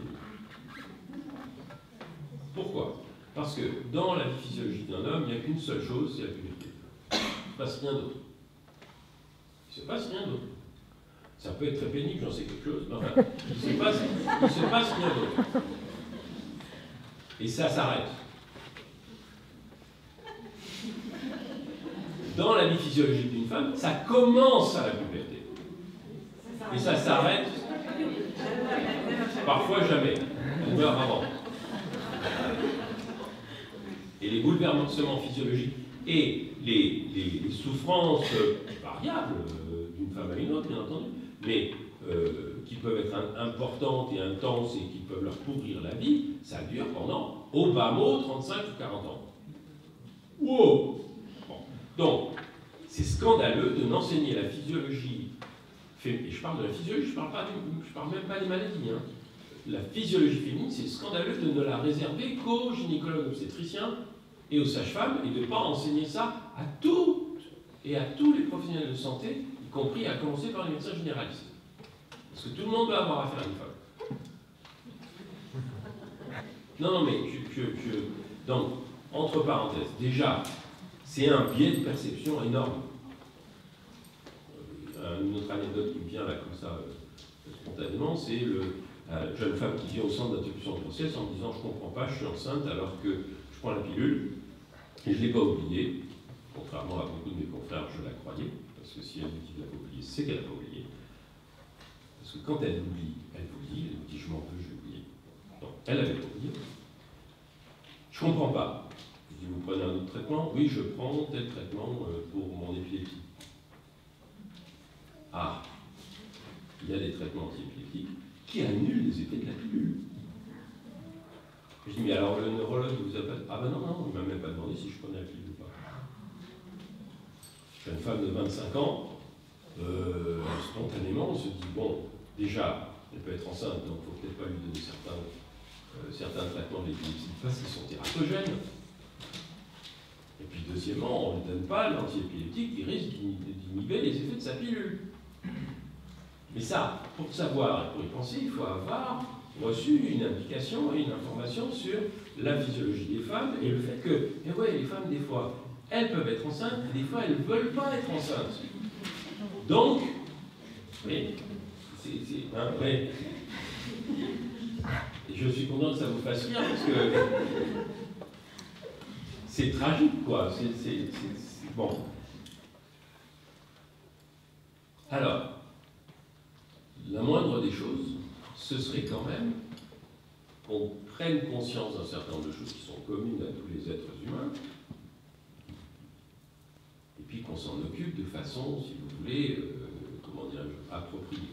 Et encore une fois, l'immense majorité des gens qui viennent voir un médecin, ils ont confiance.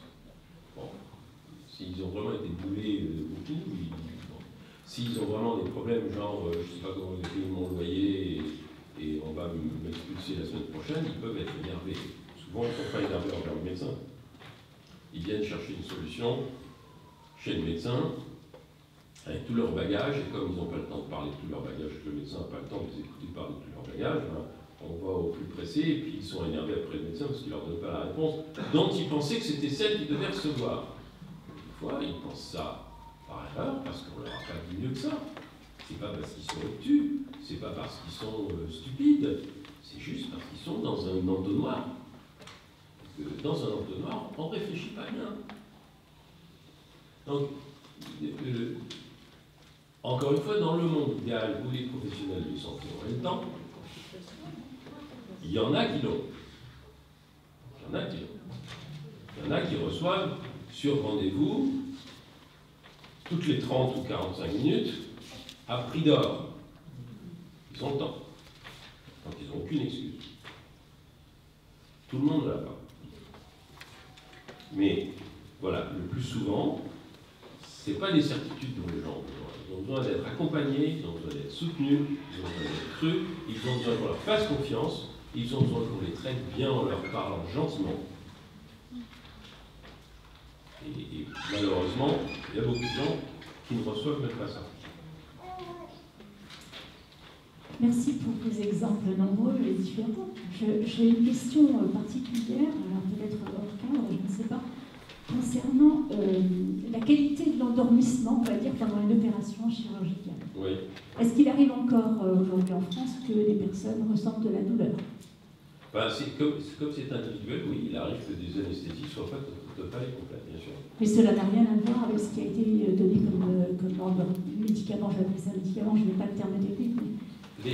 Bon, c'est pas très fréquent, les anesthésistes ils connaissent leur boulot, ils savent qu'il y a des gens qui s'endorment plus facilement que d'autres, ils savent aussi que quelqu'un peut se réveiller tout simplement parce que le médicament a été éliminé plus vite, donc en principe, s'il y a un anesthésiste ou une infirmière anesthésiste auprès du patient, on surveille des signes de réveil pour remettre un peu de comment dire, d'anesthésique, mais quels sont ces signes de réveil précisément quand vous-même vous êtes... Je ne peux pas parler à la place des... Oui.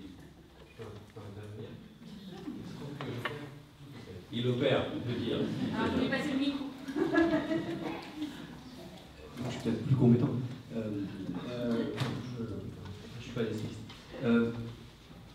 Vous dire, plus personne ne se réveille, plus personne n'a mal après une intervention chirurgicale, on ne peut pas vous le dire. Au même titre qu'on peut dire que les voitures, j'aime bien les analogies aussi, j'en prends plein, comme ça fait plein. Les voitures tombent infiniment moins en panne et sont infiniment plus fiables aujourd'hui qu'il y a 50 ans probablement. Il y a infiniment moins de douleur. La meilleure preuve qu'il y a infiniment moins de douleur aujourd'hui qu'il y a 20 ans ou 30 ans, c'est qu'aujourd'hui on peut faire d'ambulatoire. Je me souviens, quand j'ai commencé, quand j'étais étudiant en médecine interne, il y avait une infirmière qui me disait quand même, je ne comprends pas, vous avez beaucoup progressé les chirurgiens parce que les patients qui avaient un curetage, quand j'ai commencé dans les années 70, elles restaient une semaine hospitalisées avec des vessies de glace sur le ventre, elles avaient mal, etc. Maintenant, elles sortent en ambulatoire. Chirurgicalement, on n'a fait aucun effort. On fait le même curetage aujourd'hui qu'il y a dans les années 70, je pense. Je ne sais pas, je pense. La vraie différence, c'est que les anesthésistes se sont mis à endormir les gens et à donner des médicaments contre la douleur pendant qu'ils dormaient. Parce qu'avant, les gens dormaient, les anesthésistes disaient ils dorment, ils n'ont pas mal. Et en fait, si, on peut dormir et avoir mal. Et je vais aller encore plus loin parce qu'on progresse, on fait encore des choses. Maintenant, quand je perds un cancer du sein, par exemple, on fait une anesthésie locale en plus. on fait ce qu'on appelle un bloc pour encore. Voilà. Alors, parfois, c'est un peu. Parce que comme la nana va très peu mal, l'anesthésiste met très peu de médicaments pour endormir. Effectivement, des fois, on a des signes de réveil. Alors que. Et c'est encore plus difficile parce qu'elle a des signes de réveil, mais elle n'a pas des signes de douleur. Souvent, les signes d'alerte ou de monitoring, c'est qu'elle devenait tachycarde, que la tension montait parce qu'il y avait mal avant de se réveiller. Et comme elle a le bloc, parfois, elle se réveille sans qu'il y ait de tachycardie, sans qu'il y ait de hypertension. Je ne sais pas si j'ai répondu à la question. Donc tout ça pour dire que oui, on a des. Il y a aussi le fait que les connaissances progressent. Vous savez, au début des années 80, je me souviens, au début des années 2000, j'ai vu un chirurgien pédiatrique nous dire, pendant très longtemps, on nous a dit que les nourrissons ne ressentaient pas la douleur, donc on les opérait avec une anesthésie locale, on mettait du protoxyde d'azote au masque, etc. Et en fait, on s'est rendu compte que non seulement ce n'était pas vrai, mais qu'en plus, plus on provoque des douleurs tôt chez le nourrisson, et plus en fait son niveau de douleur devient bas, c'est-à-dire qu'il réagit ensuite en tant qu'adulte beaucoup plus à la douleur, parce qu'on l'a sensibilisé à la douleur. Et il était complètement bouleversé à l'idée qu'il avait fait des interventions qui avaient probablement traumatisé les enfants qu'il avait opérés. Et maintenant, je veux dire, il était beaucoup plus rigoureux là-dessus. Donc, les connaissances progressent. On n'a pas toujours su tout. On en a de plus en plus, donc on a de plus en plus d'armes. Mais, comme le disais, moi je dirais plutôt que les êtres biologiques, par définition, ils ont un génome, enfin une composition génétique aléatoire. Hein. Nous sommes des individus aléatoires. Nous sommes le produit de combinaisons qu'on peut assimiler au hasard parce que nous n'avons aucun contrôle dessus. Donc, c'est pas comme les voitures. En fait, les voitures, ça peut être. Oui. Non, mais c'est pour renforcer l'analogie que vous avez donnée. C'est qu'il peut y avoir quand même quand vous fabriquez une voiture, il peut y avoir une pièce qui a été mal faite et puis qui casse. C'est pas parce que les voitures sont mal faites, c'est parce que les matériaux eux-mêmes ne sont pas forcément cohérents tout le temps. Des êtres biologiques, c'est la même chose. C'est-à-dire, vous savez, vous entendez parler par exemple d'une personne qui a eu un accident vasculaire à 45 ans en poussant un meuble parce qu'elle avait un anévrisme qui n'avait jamais été identifié parce qu'il n'y avait pas de symptômes, qui a pété au moment où elle a fait un effort. Ça peut nous arriver. Là, c'est la même chose. Sur le plan de l'anesthésie, tout le monde n'est pas égal. Mais c'est vrai qu'il y a eu des progrès énormes qui ont été faits. Ce qui veut dire que, bien sûr, qu'on ne peut pas être sûr à 100% que tout sera fait tout le temps de la même manière, mais que quand même, ça s'est beaucoup amélioré. Je suis d'accord pour dire que, vous savez, quand je vous disais tout à l'heure, parfois on faisait des IVG sans anesthésie, parce qu'on donnait des antalgiques préalablement, on donnait des anti-inflammatoires avant qu'elles aient IVG. Puis on faisait une préparation qui était une préparation psychologique, et il y avait des femmes qui nous disaient « je ne veux pas d'anesthésie ». On leur donnait le choix. Celles qui voulaient être endormies, on les endormait. Celles qui voulaient une anesthésie locale, on leur faisait une anesthésie locale. Il y en avait qui ne voulaient pas qu'on leur injecte quoi que ce soit. Mais c'était leur droit.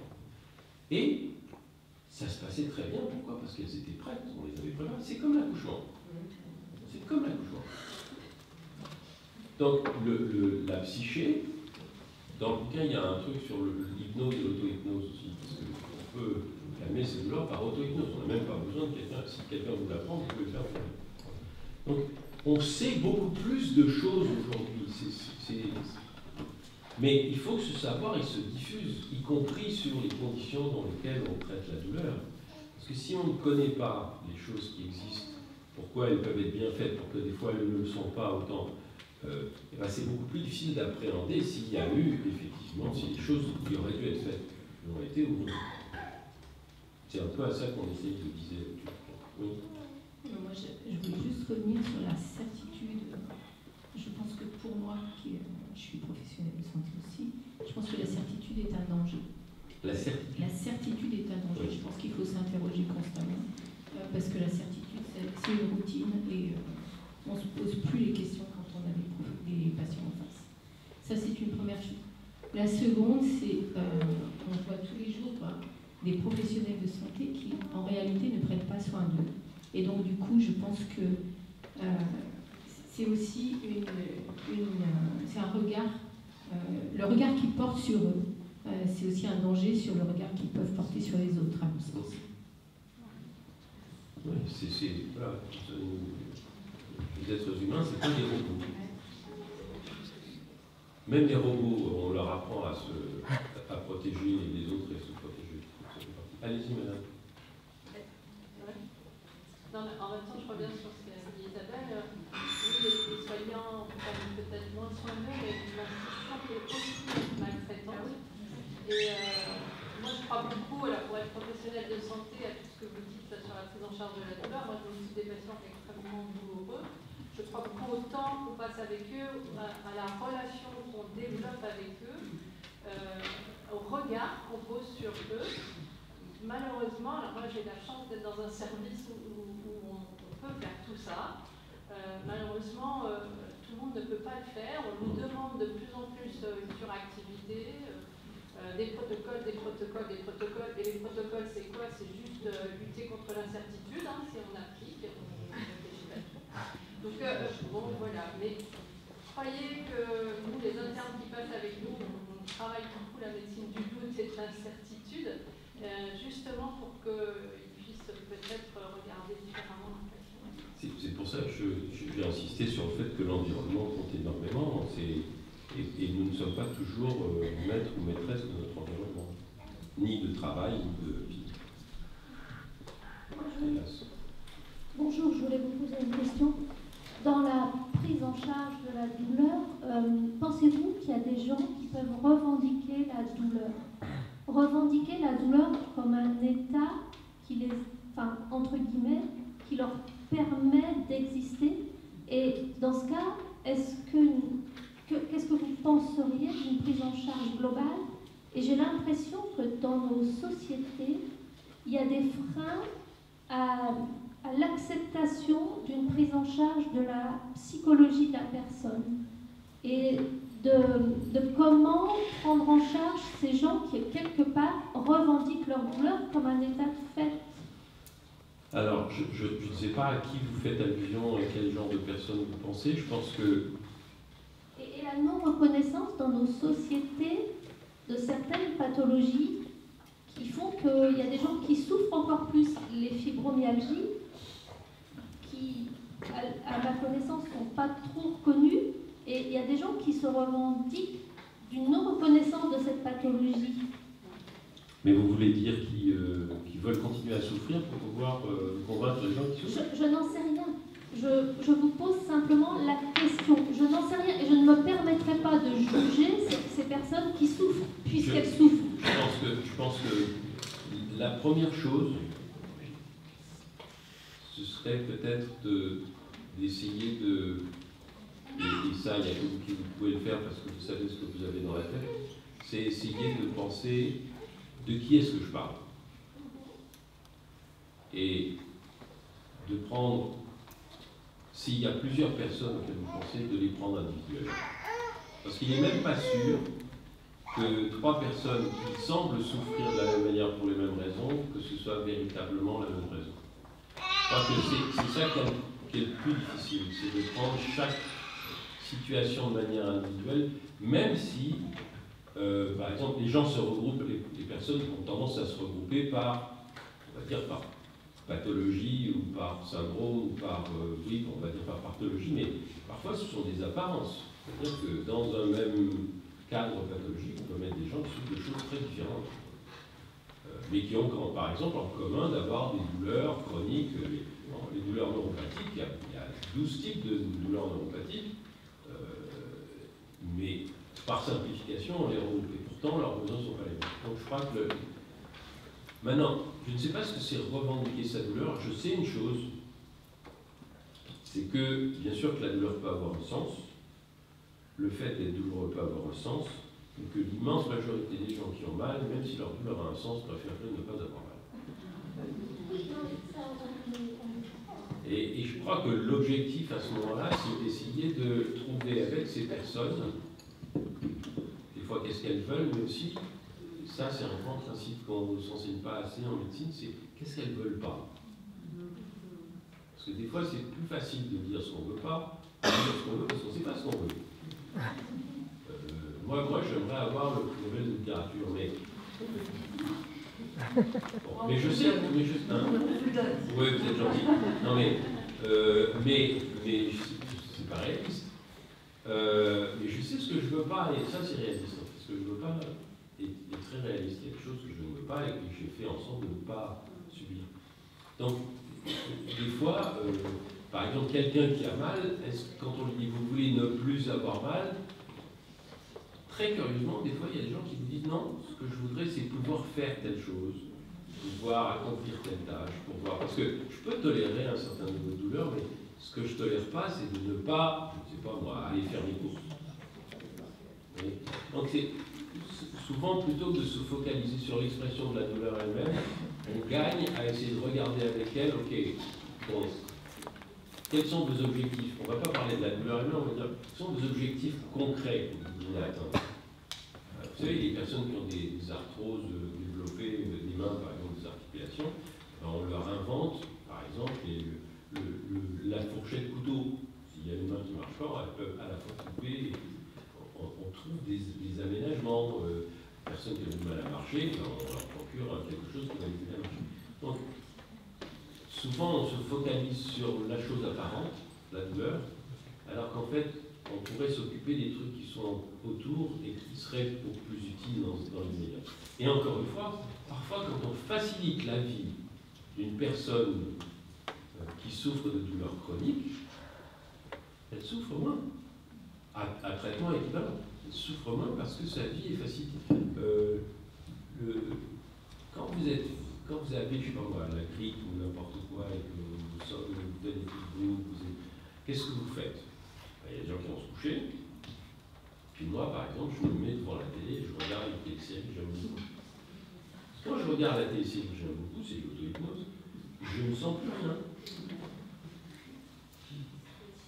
Si en plus j'en ai une qui me fait rigoler, bon, des fois c'est un peu dur, je tousse, etc. Bon, et c'est ça, c'est essayer de trouver quelque chose qui facilite temporairement, ou plutôt que d'essayer de chercher une définition, parce que c'est très difficile. Puis c'est souvent on se trompe en plus. Il faut que vous parliez plus fort sur le micro. Vous m'entendez? Oui. Bonjour, je vais essayer d'être claire. Je voulais savoir si une douleur mal identifiée ou mal soignée pouvait s'inscrire dans le cerveau. Et si tel était le cas, est-ce que cette douleur pouvait être amenée à disparaître et à être réactivée en fonction, par exemple, d'un stress? Bah oui, bien sûr. C'est-à-dire que toutes les zones du cerveau ne fonctionnent pas en même temps. Et il y a des mécanismes d'extinction de la douleur que le cerveau produit lui-même. Je vous donne un exemple tout simple, c'est que vous avez une rage de dents, vous avez une dent qui vous fait mal, et vous frottez comme ça. Pourquoi est-ce qu'on se frotte? Ou pourquoi quand vous avez été piqué par un moustique, pourquoi vous frottez? Parce que quand vous créez le frottement, vous sentez le frottement, mais vous ne sentez plus la piqûre. Pourquoi? Parce qu'il y a deux systèmes de transmission des signaux qui provoquent de la douleur vers le cerveau. Il y a un système rapide, un système lent. Le système rapide, c'est le système où vous frottez. Et à ce moment-là, vous sentez votre frottement. Le système lent, c'est la piqûre. Donc, notre système nerveux est fait pour, dans un certain nombre de situations, atténuer ou éteindre la douleur. Et encore une fois, on peut éteindre la douleur simplement en une douleur qui est une douleur chronique. On peut l'éteindre simplement en ayant une activité qui est elle-même agréable pour nous. Puis ben, on fabrique ses propres endorphines et puis on s'en passe la douleur pour l'instant. Donc elle peut, la douleur, c'est un phénomène encore une fois qui est créé par le cerveau, donc ça peut tout à fait se fixer dans le cerveau. Et ça peut varier en fonction de notre humeur, de notre état, de la chaleur, de tout ce que vous voulez. C'est pas quelque chose. Ça peut aussi s'éteindre complètement. En général, ça demande d'être traité de façon efficace pendant assez longtemps. Je parlais des douleurs neuropathiques tout à l'heure. Ma blonde, quand elle a eu ses douleurs neuropathiques, elle a reçu le traitement qu'il lui fallait, elle l'a pris pendant 2 ou 3 mois, ces douleurs ont disparu, ne sont jamais réapparues, il y a 10 ans. Mais c'est des douleurs qui nécessitent d'être traitées tout de suite. Enfin, tout de suite. Si elles ne sont pas tout de traitées suite. tout de suite, Si elles ne sont pas traitées tout de suite, ça peut durer très longtemps. Tout de suite, je ne veux pas dire à la minute, mais dans les semaines ou dans les mois où elles apparaissent. D'où la nécessité de les identifier, c'est-à-dire pour les personnes qui souffrent, d'aller, si elles peuvent, consulter dès que possible, et les professionnels, d'examiner la douleur, de l'analyser, de la comprendre, de la traiter. Donc, encore une fois, ça c'est dans le monde idéal. Ce que je veux dire, c'est que ce n'est pas une fatalité, quoi. Il y a des douleurs. Mon ami Alain vous dirait qu'il y a des personnes qui ont des douleurs neuropathiques qui n'ont jamais été traitées correctement, et ça fait 10 ans qu'ils souffrent.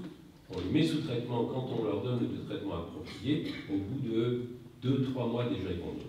Alors peut-être qu'ils ne vont pas faire disparaître leur douleur tout le temps, complètement.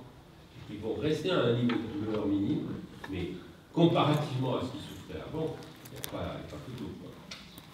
Donc c'est jamais désespéré, c'est jamais impossible.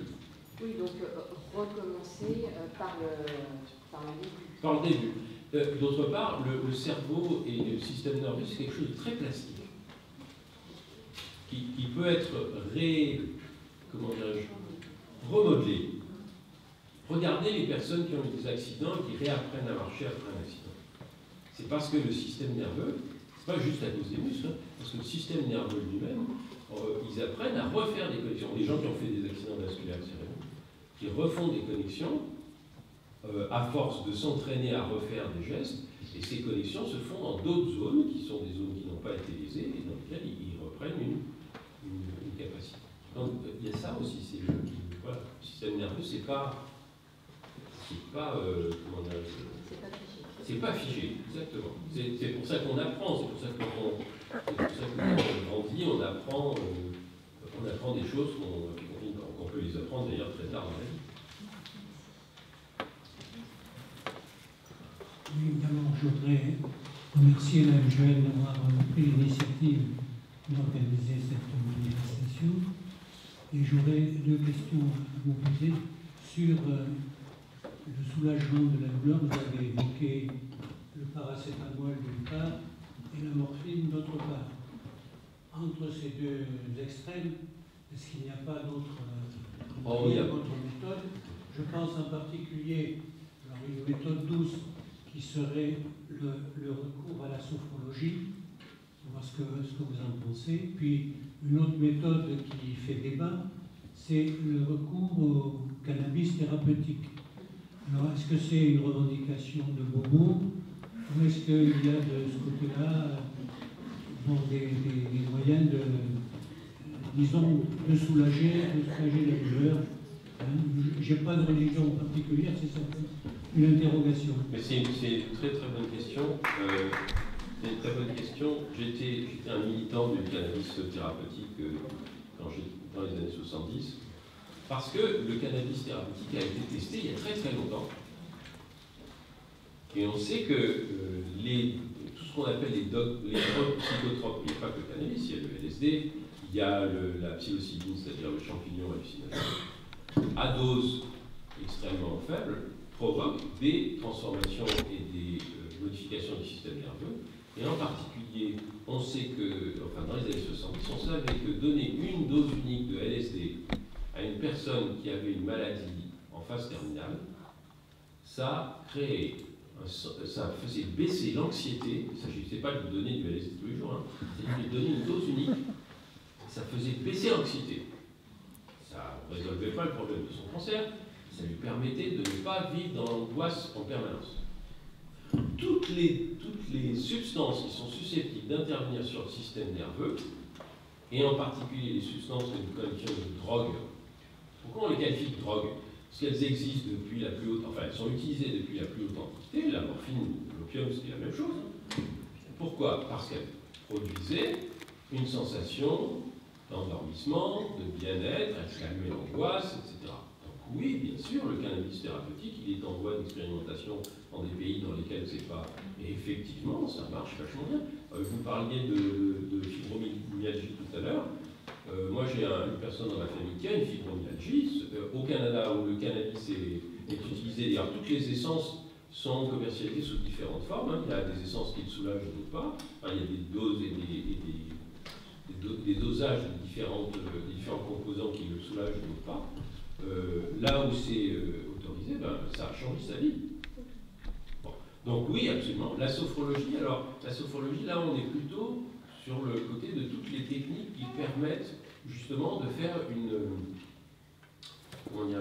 d'utiliser le fonctionnement du cerveau lui-même. C'est-à-dire on n'agit pas sur le cerveau via des substances, mais en utilisant son fonctionnement. Comme par exemple dans l'hypnose ou dans la sophrologie, c'est-à-dire que en apprenant des techniques qui consistent à nous concentrer à une tâche mentale très particulière qui nous occupe, en fait, la douleur, le signal douleur n'est plus perçu et du coup on a plus mal. Alors, il y a un entraînement à faire, hein, ça se fait pas comme ça. Mais j'ai deux amis médecins généralistes, qui sont plus jeunes que moi, qui ont 45 ans, qui font de l'hypnose ou des techniques d'activation de la conscience, puisqu'on les appelle comme ça, pour éviter qu'on a l'impression que c'est de la magie, qui font des TAC et qui apprennent aux personnes qui ont des douleurs chroniques à faire de l'auto-hypnose. Et ça les soulage.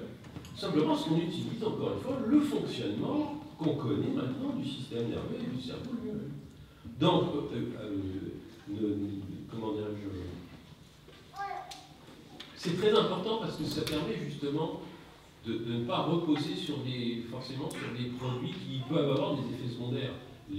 L'auto-hypnose, ça n'a pas d'effet secondaire. Vous utilisez le fonctionnement du cerveau. Le cannabis peut en avoir en fonction du type de substance qu'on utilise, les champignons hallucinogènes aussi, le LSD aussi. Bon. Mais toutes ces possibilités méritent d'être étudiées pour justement qu'on sache quand est-ce qu'on peut les proposer, quelles sont les personnes qui peuvent en bénéficier, celles qui ne peuvent pas, etc. Parce qu'il n'y a pas on n'a pas à avoir de préjugés par rapport à ça, précisément. En santé, on doit essayer de se débarrasser de ces préjugés, et surtout des préjugés. Prenez seulement la morphine.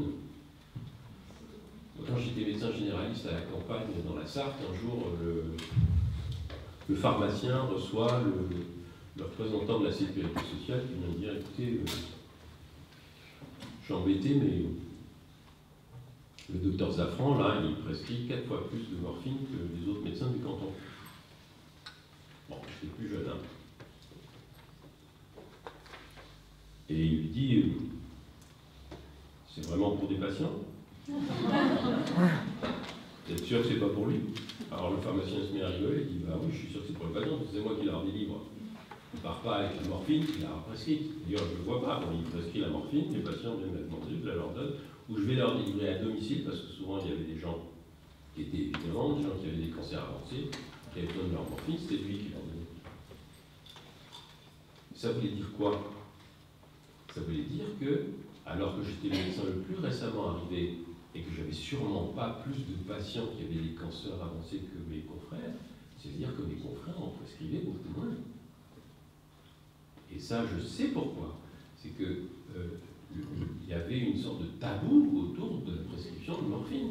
On entend encore des gens qui disent non, il ne faut pas donner de la morphine parce que vous allez rendre les patients toxiomanes.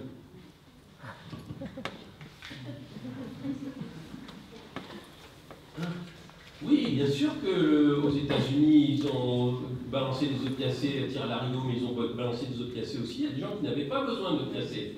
C'est pour ça qu'il y a eu une épidémie de toxicomanie, d'overdose. C'est parce qu'on a donné des opiacés à des gens qui auraient parfaitement été soulagés par autre chose et qu'on n'a pas soigné leur douleur, on leur a vendu des médicaments. Vous voyez, il y a aussi une réflexion à mener là-dessus. C'est-à-dire qu'encore une fois, il n'y a pas de médicament miracle. Il n'y a que ce qu'on appelle des indications, c'est-à-dire le bon médicament dans la bonne situation pour un patient donné et pas forcément pour son globalité. Mais toutes les méthodes qui utilisent la connaissance que nous avons du cerveau et du fonctionnement du système nerveux, à commencer par toutes les méthodes non médicamenteuses, c'est-à-dire comment ça fonctionne le système nerveux, rassurer, expliquer, accompagner, etc. Puis ensuite, d'autres méthodes un peu plus élaborées. Bien sûr qu'on doit les explorer et qu'elles sont tout à fait utiles. Si je veux avoir le temps de signer les quelques livres pour... mais vous n'êtes pas obligé de venir me faire signer un livre. Hein. Simplement, je veux avoir le temps de... Voilà, il reste une demi-heure pour les dédicaces. Merci de votre attention et de votre... Donc, je voulais vous remercier et je voudrais faire pour la richesse et puis votre passion et vos idées. Et puis je voulais faire un petit clin d'œil à mes 3 drôles de dames du centre antidouleur de l'hôpital parce qu'elles sont à l'écoute, elles sont bienveillantes, elles sont dans l'empathie. Et quand on souffre, c'est vraiment du bonheur de venir vous voir. Merci à vous.